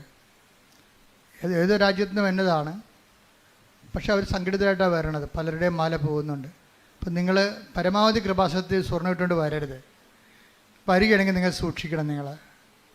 ഞാനിത് ഓൺലൈനിലേക്ക് പറയണത് എന്താ കാര്യം വെച്ച് കഴിഞ്ഞാൽ എപ്പോഴും ഇങ്ങനെ കണ്ണീരൊന്നും കാണാൻ കഴിയില്ല. നിങ്ങൾ ശ്രദ്ധിക്കാഞ്ഞിട്ടാണത്. കാര്യം ഇതിനു വേണ്ടി വരുന്നവർ പുറകിലുള്ള ആൾക്കാരെ മറച്ചുകൊണ്ട് അവർ സാരി കൊണ്ട് തലപ്പ് വരച്ചിട്ടിട്ട് കാഴ്ച മറക്കും. മുമ്പിലുള്ളവർ കാണുകയുമില്ല. അങ്ങനെയാണ് ഇത് പെട്ട തന്ത്രം കാണിക്കണത്. അവരല്ല ബാഗുള്ളവരും സൂക്ഷിക്കണം. ബാഗ് മുതുകത്ത് നിങ്ങൾ തൂക്കിയിട്ടുണ്ട് പോകും. ആ ബാക്കിൽ നിന്ന് മൊബൈൽ പോയി. ഇപ്പോൾ പ്രാവശ്യം പെട്ടെന്ന് എടുക്കും മൊബൈൽ. നിങ്ങൾ വല്ല നമ്മൾ വരുന്നുണ്ടെങ്കിൽ നിങ്ങൾക്കറിയാമല്ലോ, ഇവിടെ വരുമ്പോൾ അതുപോലെ തന്നെ പിശാചം കയറി വരും. ആൾക്കാർ കൂടുന്ന സ്ഥലത്തൊക്കെ ഇതുപോലുള്ള കള്ളന്മാർ വരും, കള്ളികളും വരും. അപ്പോൾ അത് നിങ്ങൾ ശ്രദ്ധിക്കേണ്ട കാര്യം നിങ്ങൾ ശ്രദ്ധിക്കണം. രണ്ടാമത്തെ അറിയിപ്പ്, അച്ഛൻ വെഞ്ചരിച്ചാണെന്നും പറഞ്ഞ് പുറത്തുനിന്ന് മെഴുകുതിരി വാങ്ങിക്കുന്നുണ്ട്. പുറത്തുനിന്ന് അത് അച്ഛൻ വെഞ്ചരിച്ചതല്ലത്. അവരങ്ങനെ പറ്റിക്കാൻ വേണ്ടി കച്ചവടക്കാർ ഇവിടെ നിന്നൊക്കെ വരുന്ന ആൾക്കാരാണ്. അവർ പറയണതാണ് അച്ഛൻ വെഞ്ചരിച്ചതല്ല. കൃപാസനത്തിൻ്റെ ഉടമ്പടി അവരോട് ബന്ധപ്പെട്ട എല്ലാ സംഭവവും ഞാൻ ഏതാണ്ട് 12 പ്രാർത്ഥന ചൊല്ലിയാണ് വെഞ്ചരിക്കുന്നത്. അത് നമ്മളുടെ കൃപാസനത്തിനകത്തേ കിട്ടത്തുള്ളൂ, പുറത്ത് കിട്ടത്തില്ല. അപ്പോൾ അതിപ്പോൾ നമ്മൾ ഉറപ്പുണ്ടാണ്. ആരെങ്കിലും പറ്റിപ്പ് വീഴരുത്. പിന്നെ ഓൺലൈനിലൂടെ ഞാൻ ആവശ്യപ്പെട്ടു എന്നും പറഞ്ഞുകൊണ്ട് പണം ചോദിക്കുന്നുണ്ട്. അച്ഛന് അങ്ങനെ ഒരു ബന്ധവുമില്ല, അങ്ങനെ ആരോടും ചോദിക്കാറുമില്ല. അതുപോലെ തന്നെ അത് എന്തെങ്കിലും പൊതു ആവശ്യം വന്നാൽ ഞാൻ തന്നെ ഈ മേക്കിൽ വിളിച്ചു പറയും. അല്ലാതെ വേറെ ആരെയും പണം സ്വീകരിക്കാൻ, നിങ്ങൾ തന്നെ കൃപാസനത്തിൽ തന്നെ ആരുടെയും പണം കൊടുക്കാൻ നിങ്ങൾക്ക് അനുവാദമില്ല. പണം കൊടുക്കണത് ഒരു ലേഡി അവിടെ വെച്ചിട്ടുണ്ട്, അനുവെന്നും പറഞ്ഞ്. അവിടുത്തെ കൊടുത്താൽ അപ്പം തന്നെ രസീത് വാങ്ങിക്കണം നിങ്ങൾ. അത് കർശനമായിട്ട് പറയണം. നമ്മൾ ദൈവത്തിന് കൊടുക്കേണ്ട കാര്യം കൊണ്ട് ആൾക്കാരുടെ പുട്ടടിക്കരുത്. അത് അവരുടെ കുടുംബത്തിന് കേടാണ്, നിങ്ങൾക്കും കേടാണ്. അപ്പം ശ്രദ്ധിക്കണം. അപ്പോൾ എന്തെങ്കിലും ഒബ്ജക്ഷൻസ് കൃപാസനം പ്രേക്ഷിതരുടെ ഭാഗത്തുനിന്ന് വരികയാണെങ്കിൽ അത് റിട്ടേണായിട്ട് നിങ്ങൾ എനിക്ക് തരണം, എഴുതി തരണം. കാര്യം കൃപാസനം എന്ന് പറയുന്നത് ലോകം മുഴുവനും മാതാവിൻ്റെ പ്രത്യക്ഷീകരണത്തെ വിശുദ്ധമായത് കാരണം കൊണ്ട് തന്നെ പിശാചിൻ്റെ അകത്തുള്ളവരെ കൊണ്ട് തന്നെ ഇത് നശിപ്പിക്കാൻ വേണ്ടി നോക്കും. അപ്പം അതുകൊണ്ട് പ്രത്യേകം ശ്രദ്ധിച്ച് പറയണതാണ്. വളരെ എല്ലാം നല്ല ചൈതന്യമുള്ള പ്രേക്ഷിതരാണ് അച്ഛൻ വെച്ചിരിക്കുന്നത്. പക്ഷേ എന്തെങ്കിലും കംപ്ലൈൻറ്റുകൾ നിങ്ങൾക്ക് തോന്നിയാൽ, കാരണം പുതിയ ആൾക്കാരെയും പഴയ ആൾക്കാരൊക്കെ ഉണ്ട്, ഒത്തിരി ഉണ്ട്. പക്ഷേ എന്തെങ്കിലും കംപ്ലൈൻറ്റ് തോന്നിയാൽ അപ്പം തന്നെ റിട്ടേൺ പറഞ്ഞിട്ട് കാര്യമില്ല. റിട്ടേണായിട്ട് നിങ്ങളുടെ എഴുതി അച്ഛൻ തരണം. അതിവിടെ എബ്രാഹം എന്ന് പറഞ്ഞ ഒരാളെ വെച്ചിട്ടുണ്ട് ഇവിടെ. അവിടെ കൊണ്ടുവന്ന് കൊടുത്താൽ മതി ഇൻഫർമേഷനിലേ. കാരണം വെച്ചാൽ വളരെ പക്കായായിട്ടാണ് ശുശ്രൂഷ പോകണം. അതുകൊണ്ട് തന്നെ നമ്മളുടെ ഉദ്ദേശം മാതാവിൻ്റെ പ്രത്യക്ഷീകരണമാണ്. അത് ദൈവത്തിൻ്റെ ലക്ഷ്യമാണത്. മാതാവിൻ്റെ പ്രത്യക്ഷീകരണം ലോകം ഏറ്റെടുക്കുക. അതിൻ്റെ അകത്ത് എന്തെങ്കിലും കളങ്ങൾ വന്നു കഴിഞ്ഞാൽ ദൈവം ആ കുടുംബത്തെ പോലും വെച്ചുകൊണ്ടിരിക്കത്തില്ല. എന്താ കാര്യം? ദൈവിക പദ്ധതിയാണ് അട്ടിമറിക്കണത്. ഇതൊരു ധ്യാനകേന്ദ്രമല്ല. മാതാവിൻ്റെ പ്രത്യക്ഷീകരണം സഭയ്ക്ക് കൈമാറുന്ന സ്വർഗീയ കൈമാറ്റ ഇടമാണ്. അതിന് ദൈവത്തിൻ്റെ ഒരു പദ്ധതിയാണ് അവിടെ വർക്ക് ചെയ്യുന്നതുകൊണ്ടാണ് സാക്ഷ്യങ്ങൾ ഇങ്ങനെ തോരാ നിൽക്കുന്ന കാര്യം. പക്ഷെ അതേസമയം തന്നെ കൃപാസനത്തിന് വേണ്ടി പ്രാർത്ഥിക്കണം. കൃപാസനം ഇതുപോലെ ദൈവകൃപയിൽ നിറഞ്ഞിരിക്കുന്നത് കൊണ്ട് തന്നെ ഒത്തിരിയേറെ പേര് വെറുതെയൊക്കെ വീഡിയോ ഇടുന്നുണ്ട്. എന്തെങ്കിലുമൊക്കെ പറഞ്ഞുകൊണ്ട് വീഡിയോ ഇടും. ഞങ്ങൾക്ക് അവരോട് കർത്താവ് പറഞ്ഞിരിക്കുന്നത് എന്താണ്? നിങ്ങൾ ദ്രോഹിക്കുന്നവരെ ആശീർവദിക്കുക മാത്രമേ ചെയ്യാവുന്ന. അതാണ് സുവിശേഷം. അതുപോലെ ഞങ്ങളെ ആശീർവദിക്കുക മാത്രമേ ഉള്ളൂ. പക്ഷേ എൻ്റെ പ്രശ്നമെന്ന് പറയുന്നത് പലപ്പോഴും ശ്രദ്ധിക്കേണ്ട വിഷയം, ഇങ്ങനെയുള്ള വിഷയങ്ങൾ വരുമ്പോൾ നിങ്ങളുടെ അനുഭവങ്ങൾ കമൻറ്റ് ചെയ്യാൻ ബാധ്യസ്ഥരാണ്. അല്ല, നിങ്ങൾ മിണ്ടാതിരിക്കരുത്. അവർക്ക് അനുഭവം ഇല്ലാത്തവർ എന്തെങ്കിലും വിളിച്ചു പറയണേ. പക്ഷെ അനുഭവമുള്ളവർ അത് സാക്ഷ്യപ്പെടുത്താൻ നിങ്ങൾക്ക് ധാർമ്മികമായ ബാധ്യതയുണ്ട്. അതിൻ്റെ കീഴിൽ നിങ്ങൾക്കുള്ള കമൻറ്റ്, നിങ്ങൾ കൃപാസനത്തിൽ എന്ത് ഫീൽ ചെയ്തു ഇവിടെ വന്നപ്പോൾ, അതാണ് നിങ്ങളവിടെ കമൻറ്റ് ചെയ്യേണ്ടത്. അപ്പം അത് വരുമ്പോൾ എന്താ പറ്റണമെന്ന് വെച്ച് കഴിഞ്ഞാൽ മറ്റുള്ളവർക്ക് കർത്താവിനെ കൈമാറാൻ നിങ്ങൾ സുവിശേഷത്തിന് ഉപകരണമാകാൻ നിങ്ങൾക്ക് സാധിക്കും. അപ്പോൾ അത് പ്രത്യേകം ശ്രദ്ധിക്കുക. ഇപ്പോൾ 2 കാര്യങ്ങൾ അച്ഛൻ പറഞ്ഞിട്ടുണ്ട്. നമ്മൾ സമാപനാശീർവാദത്തിനായിട്ട് ഒരുങ്ങുകയാണ്. പ്രേക്ഷിത ശുശ്രൂഷ അച്ഛൻ്റെ കൂടെ നിന്നുകൊണ്ട് 1 കൊല്ലമോ 2 കൊല്ലമോ ജീവിതകാലം മുഴുവനോ ശുശ്രൂഷ ചെയ്യാൻ ആഗ്രഹിക്കുന്നവരെ 8281 297511 ഇത് വാട്സപ്പ് നമ്പറാണ്. ഇതിൽ വിളിച്ചിട്ട് നിങ്ങൾക്ക് ശുശ്രൂഷ ചെയ്യാൻ ആഗ്രഹമുണ്ടെങ്കിൽ പറയുക. സിസ്റ്റേഴ്സും അതുപോലെ തന്നെ ശുശ്രൂഷ ചെയ്യാൻ ഇവിടെ 6 സിസ്റ്റേഴ്സുണ്ട്. അവർ നല്ലവണ്ണം ശുശ്രൂഷ ചെയ്യുന്നുണ്ട്. എങ്കിലും ഇനിയും ആർക്കെങ്കിലും സിസ്റ്റേഴ്സിന് ഒരു കൊല്ലം പ്രെയറായിട്ട് എടുത്തിരിക്കുന്ന സിസ്റ്റേഴ്സില്ലേ, അവർക്കും കൃപാസനത്തിൽ വന്ന് ശുശ്രൂഷ ചെയ്യാനുള്ള അവസരം ഉണ്ടായിരിക്കുന്നതാണ്. അപ്പോൾ ദൈവം നിങ്ങൾ അനുഗ്രഹിക്കട്ടെ. ഞങ്ങൾക്ക് എല്ലാവർക്കും വേണ്ടി പ്രാർത്ഥിക്കണം. Praise the Lord. ഒരിക്കൽ കൂടി മരിയൻ്റെ ഉടമ്പടിയിൽ സമർപ്പിച്ചിരിക്കുന്ന എല്ലാ വിഷയങ്ങളും ദൈവമാതാവിൻ്റെ മധ്യസ്ഥതയിൽ ദിവ്യകാരുണ്യ സന്നിധിയിൽ സമർപ്പിച്ച് നമുക്കൊരു നിമിഷം മൗനമായിട്ട് പ്രാർത്ഥിക്കാം. നമ്മളുടെ വിശുദ്ധീകരണമാണ് ദൈവം അഭിലഷിക്കുന്നതെന്ന് തിരുവചനത്തിലൂടെ നീ വ്യക്തമാക്കി തന്നുവല്ലോ. തന്നെ വിളിച്ചപേക്ഷിക്കുന്നവർക്ക്, ഹൃദയ പരമാർത്ഥതയോടെ വിളിച്ചപേക്ഷിക്കുന്നവർക്ക് നീ സമീപസ്ഥനാണ് എന്ന തിരുവചനത്തിലൂടെ ശോയെ ഞങ്ങളെ തന്നെ വിശുദ്ധീകരിച്ച് എളിമപ്പെടുത്തി ദൈവ കൃപയ്ക്ക് പാത്രീഭൂതരാകുവാൻ ഈ ആരാധനയിലൂടെ ഞങ്ങൾക്ക് കൃപ നൽകണമേ എന്ന് പ്രാർത്ഥിച്ചുകൊണ്ട് ശിരസ്സ് നമിച്ച് നമുക്ക് ദിവ്യകാരുണ്യനാഥൻ്റെ ആശീർവാദം സ്വീകരിക്കാം.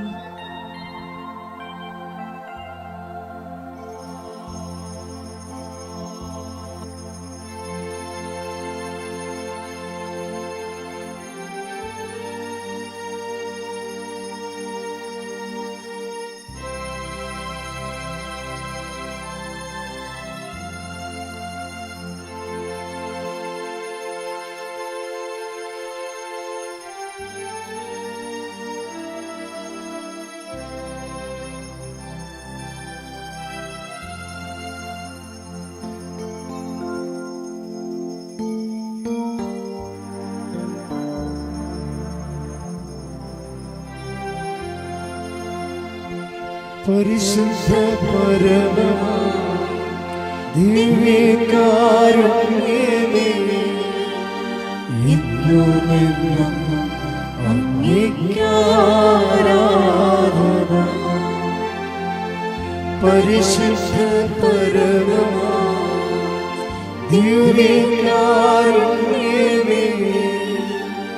എന്നുമെന്നും അങ്ങേയ്ക്കാരാധന. പരിശുദ്ധ പരമ ദിവ്യകാരുണ്യമേ,